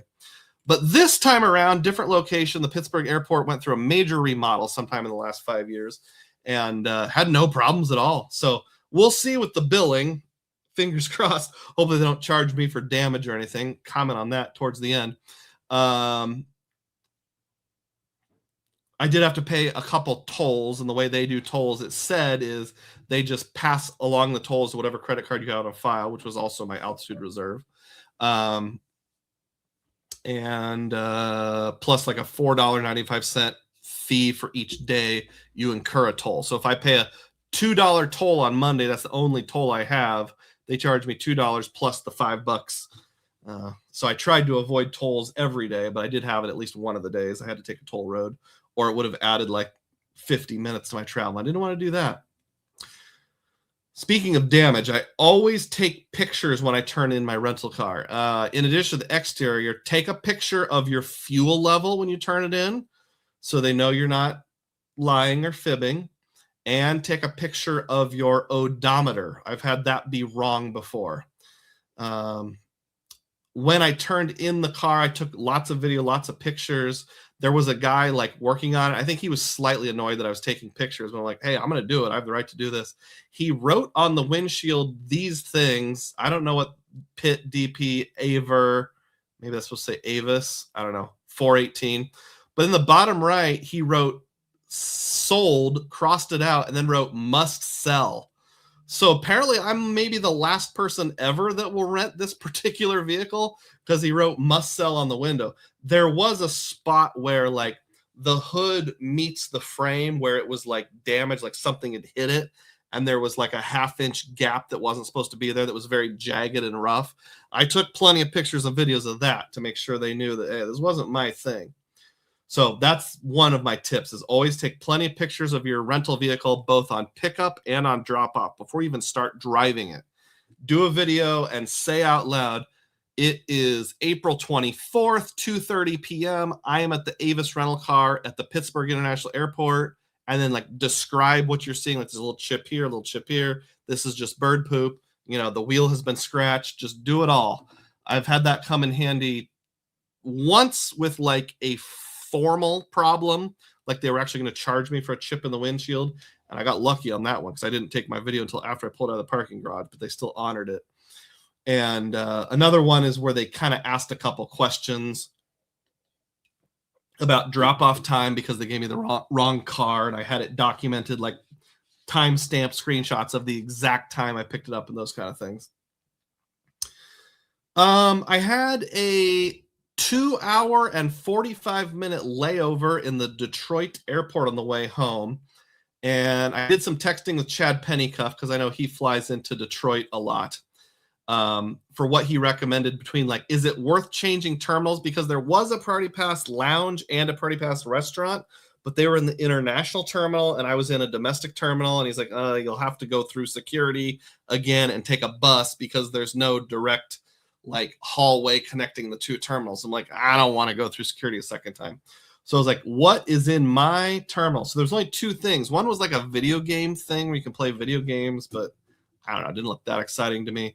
The other one was the Be Relax Spa. Now, this is sort of like an activity. So most Party Pass versions don't cover this, but if you have something like Bank of America or US Bank Altitude Reserve, where you've got the 8 visits per year or the 4 visits per year, you can use this for one of them. I'm like, you know what? I've never done this.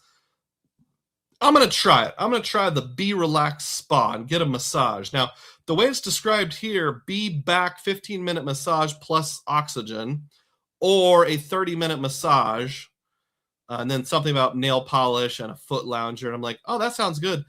I was under the impression a 15 or 30-minute massage meant an actual human being will massage my back. But no, that's not what it meant. It means you get to sit in one of these chairs that like vibrates and rubs and has a roller that does your back.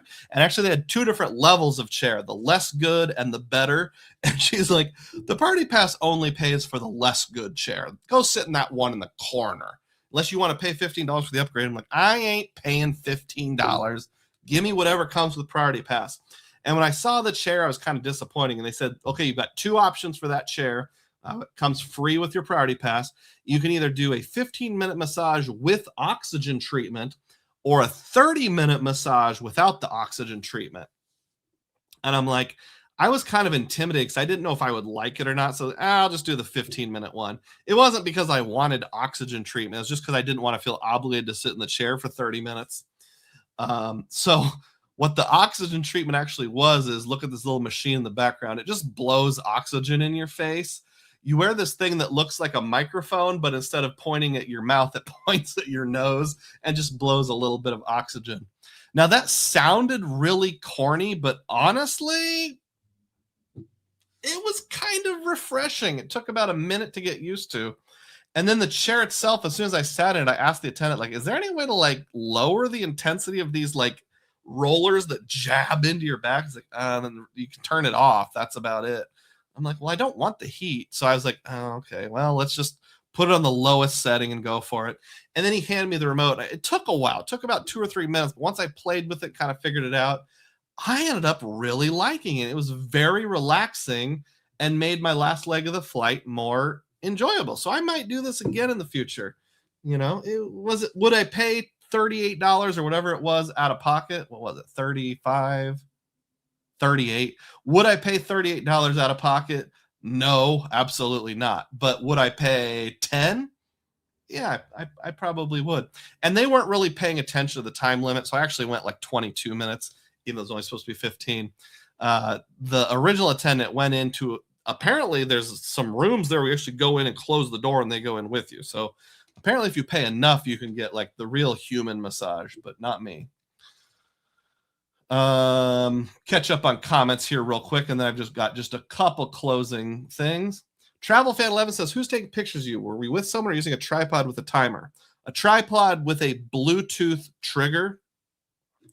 I should actually start putting that in my comment sections of like videos, because I am an Amazon affiliate. It's called a Yukos tripod. So just send me a private message on Discord, or after the video, put a comment on this YouTube video, not in the chat, but after the video is done, and I'll be happy to share a link with you if you're interested in it. So yeah, I have a tripod that's like, it can be used as a monopod, selfie stick, or a tripod, and it's got a Bluetooth clicker with it.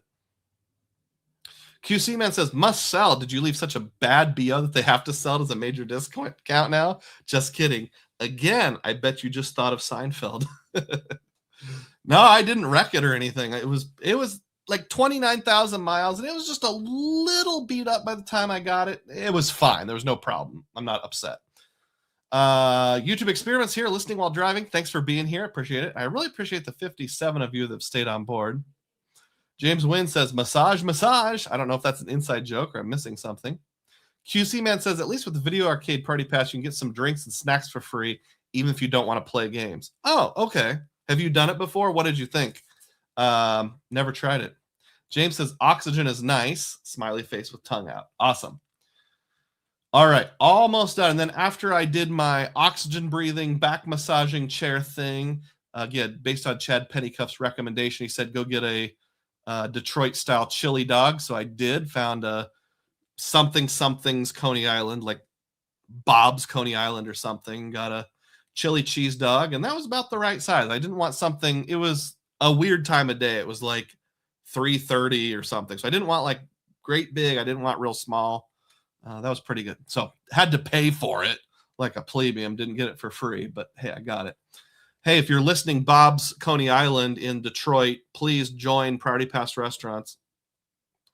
The last thing I wanted to go over, and this is sort of in the tips and tricks or observations category, is about Lyft versus Uber. So both on the way to the airport here in Des Moines and the way home, I did ride share because my kids needed the car for the weekend, so I didn't want to park it at the airport.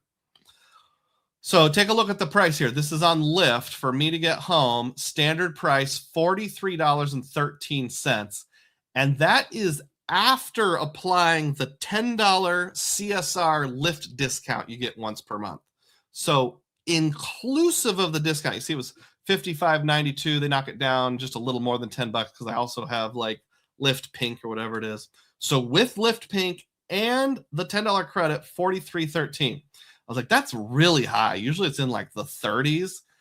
So I closed the app, waited about 5 to 7 minutes, pulled it up again.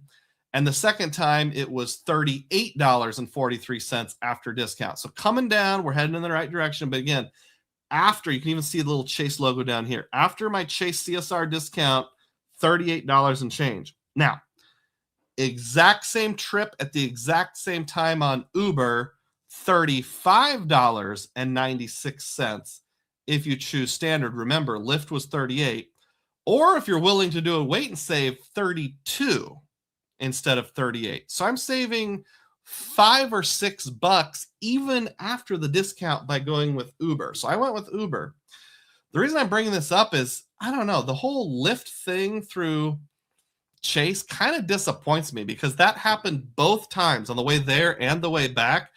And usually when I check both on my way to and from the airport, at least one of the times, it's the exact same thing. After the discount, Uber is still cheaper than Lyft. So like, I only fly like 5 to 7 times a year, and one of them was this trip, was the only trip in April. So my only chance to use that discount, it would have cost me money to use the discount. So if anybody has an inside connection at Chase, tell them they need to put a lot of pressure on Lyft to make their prices more reasonable so that when you use the discount, it's an actual discount, not just a hypothetical discount off a price you're not going to pay anyway. All right, that is the theme of the day. Thank you so much for watching. We'll get into community tab comments here in just a few seconds. Manuel says it's dinner time here. I'll catch you later. Absolutely. QC Man says I played some Super Nintendo games from my childhood at one of the arcades at JFK. It was fun for a few minutes, but I didn't spend the entire time there. But you do get a drink and a snack for free. That's good to know. And I looked on the Priority Pass app, and it only mentioned like Xbox, Switch 2, and whatever the newest one is, GameCube. I know it's not GameCube. I can't think of it. PlayStation 17 or whatever it is. And I'm like, I would only want to play the retro games. I don't want to learn a whole new game. If I had known they had retro games, I probably would have done it because I walked close enough to one I could have gone in there. It was just up and around the corner. All right, that's it for the theme of the day. We'll go ahead and get into the we'll get into the community tab comments, but I do need to catch up on the tip jar because there's been an anonymous tip. That's another thing. If you want to leave a tip jar tip, it's the first line of the URL. If you don't want people to know who you are, that way you can leave an anonymous tip. And this anonymous tipper said, if you squint, this 3 will look at 300, and gave a $3 donation. And they put their name as someone more poor than Mike. Oh yeah, $300. Thank you, someone more poor than Mike. Celebrate. I really appreciate that. Hey, look, Revolving Points celebrates 10 months of membership. Celebrate. Thank you so much. Appreciate your loyalty for 10 months. Every Friday evening, usually somewhere between about 5 and 7 o'clock, I will post Central Time. I will post a community tab post, which is like a picture, and it shows you a particular place. So this is today's picture right here. I forgot to do it separately, so you'll just have to look at it here on YouTube. And you can guess where this is. You can also ask me anything, so I will now take the time to answer those questions. So I'm in front of a waterfall, leaning over a railing. I'm using my selfie stick in front of that same railing. Looks like the same waterfall from a slightly different patio with railing. I'm going to give myself a thumbs up, feed the algorithm a little. Yeah, so you can guess where that picture was taken. If you were paying careful attention, you might be able to identify it. All right, community tab questions. Getting the phone out. Here we go. YouTube has to open. Click on the comments, and here we go. All right. Scott S. asked this question on the community tab. Are you eligible for the new 150K Sapphire Reserve sub? I'm not sure. Probably not, because I got it less than 9 years ago. Technically, since it was a Sapphire Preferred when I started, and I'm at 424, it would be a lot of experimentation canceling my current Sapphire Reserve. So I'm going to have to put some thought into that, whether or not that's worth trying. I'm thinking probably not. Now, my wife might be worth trying, so that's good to think about.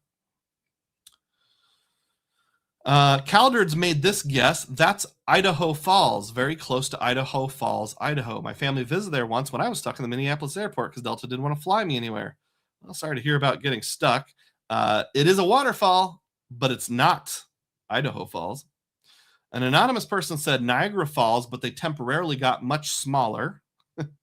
Happy Tom says Ozempic. And Bob Travels said it was because of shrinkflation. Thank you, Bob. Appreciate that. Ron Burns said, you're in wild and wonderful West Virginia. Would you get a Chase Sapphire Reserve for the points grab? Just talked about that. As it relates to West Virginia, I was in West Virginia, but this particular photo is not in the state of West Virginia.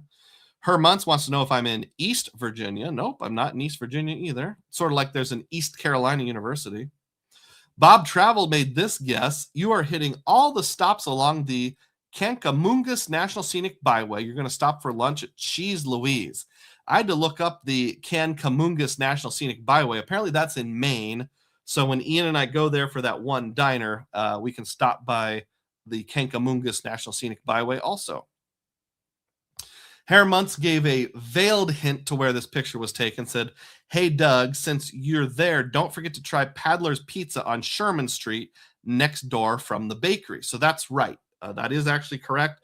Herr Muntz did identify correctly that there is a place in the town where this waterfall is, very close to the main road, called Paddler's Pizza. So you get 1,000 Dugroz points, Herr Muntz, plus an extra 250 for the creative way of describing it without saying the name of the town.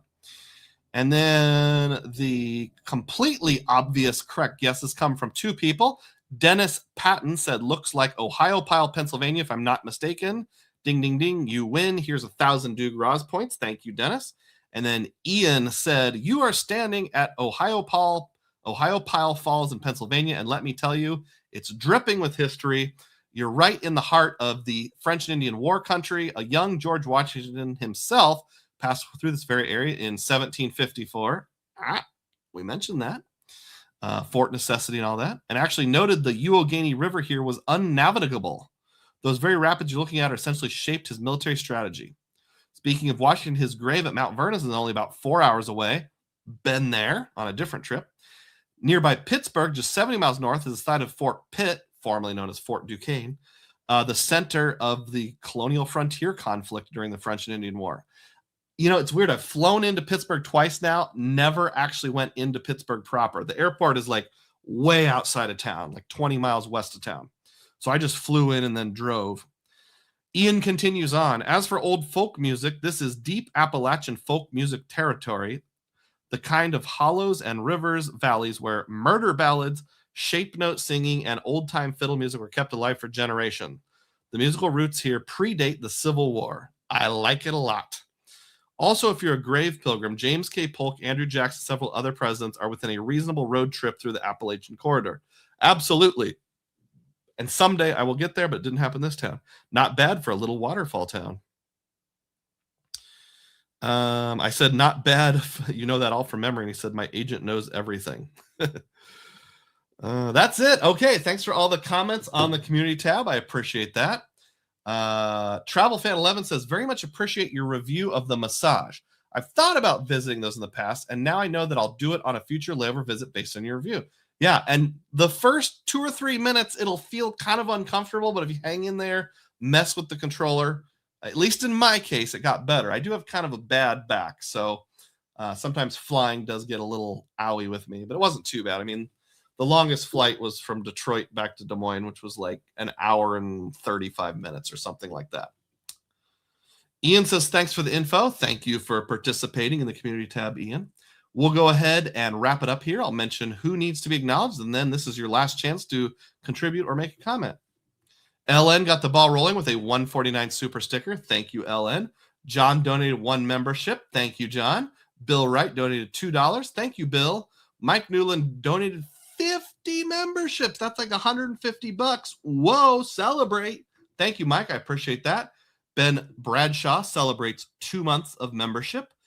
Mike celebrates 13 months of membership. QC Man gifted 1 Dugroz Reports membership. Revolving Points celebrates 10 months of membership.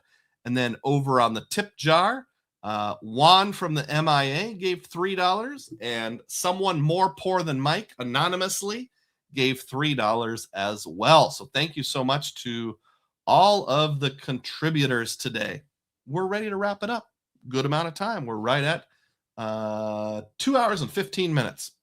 And as always, may your spending be frugal and may your points be plenteous. Bye, everyone. Thanks.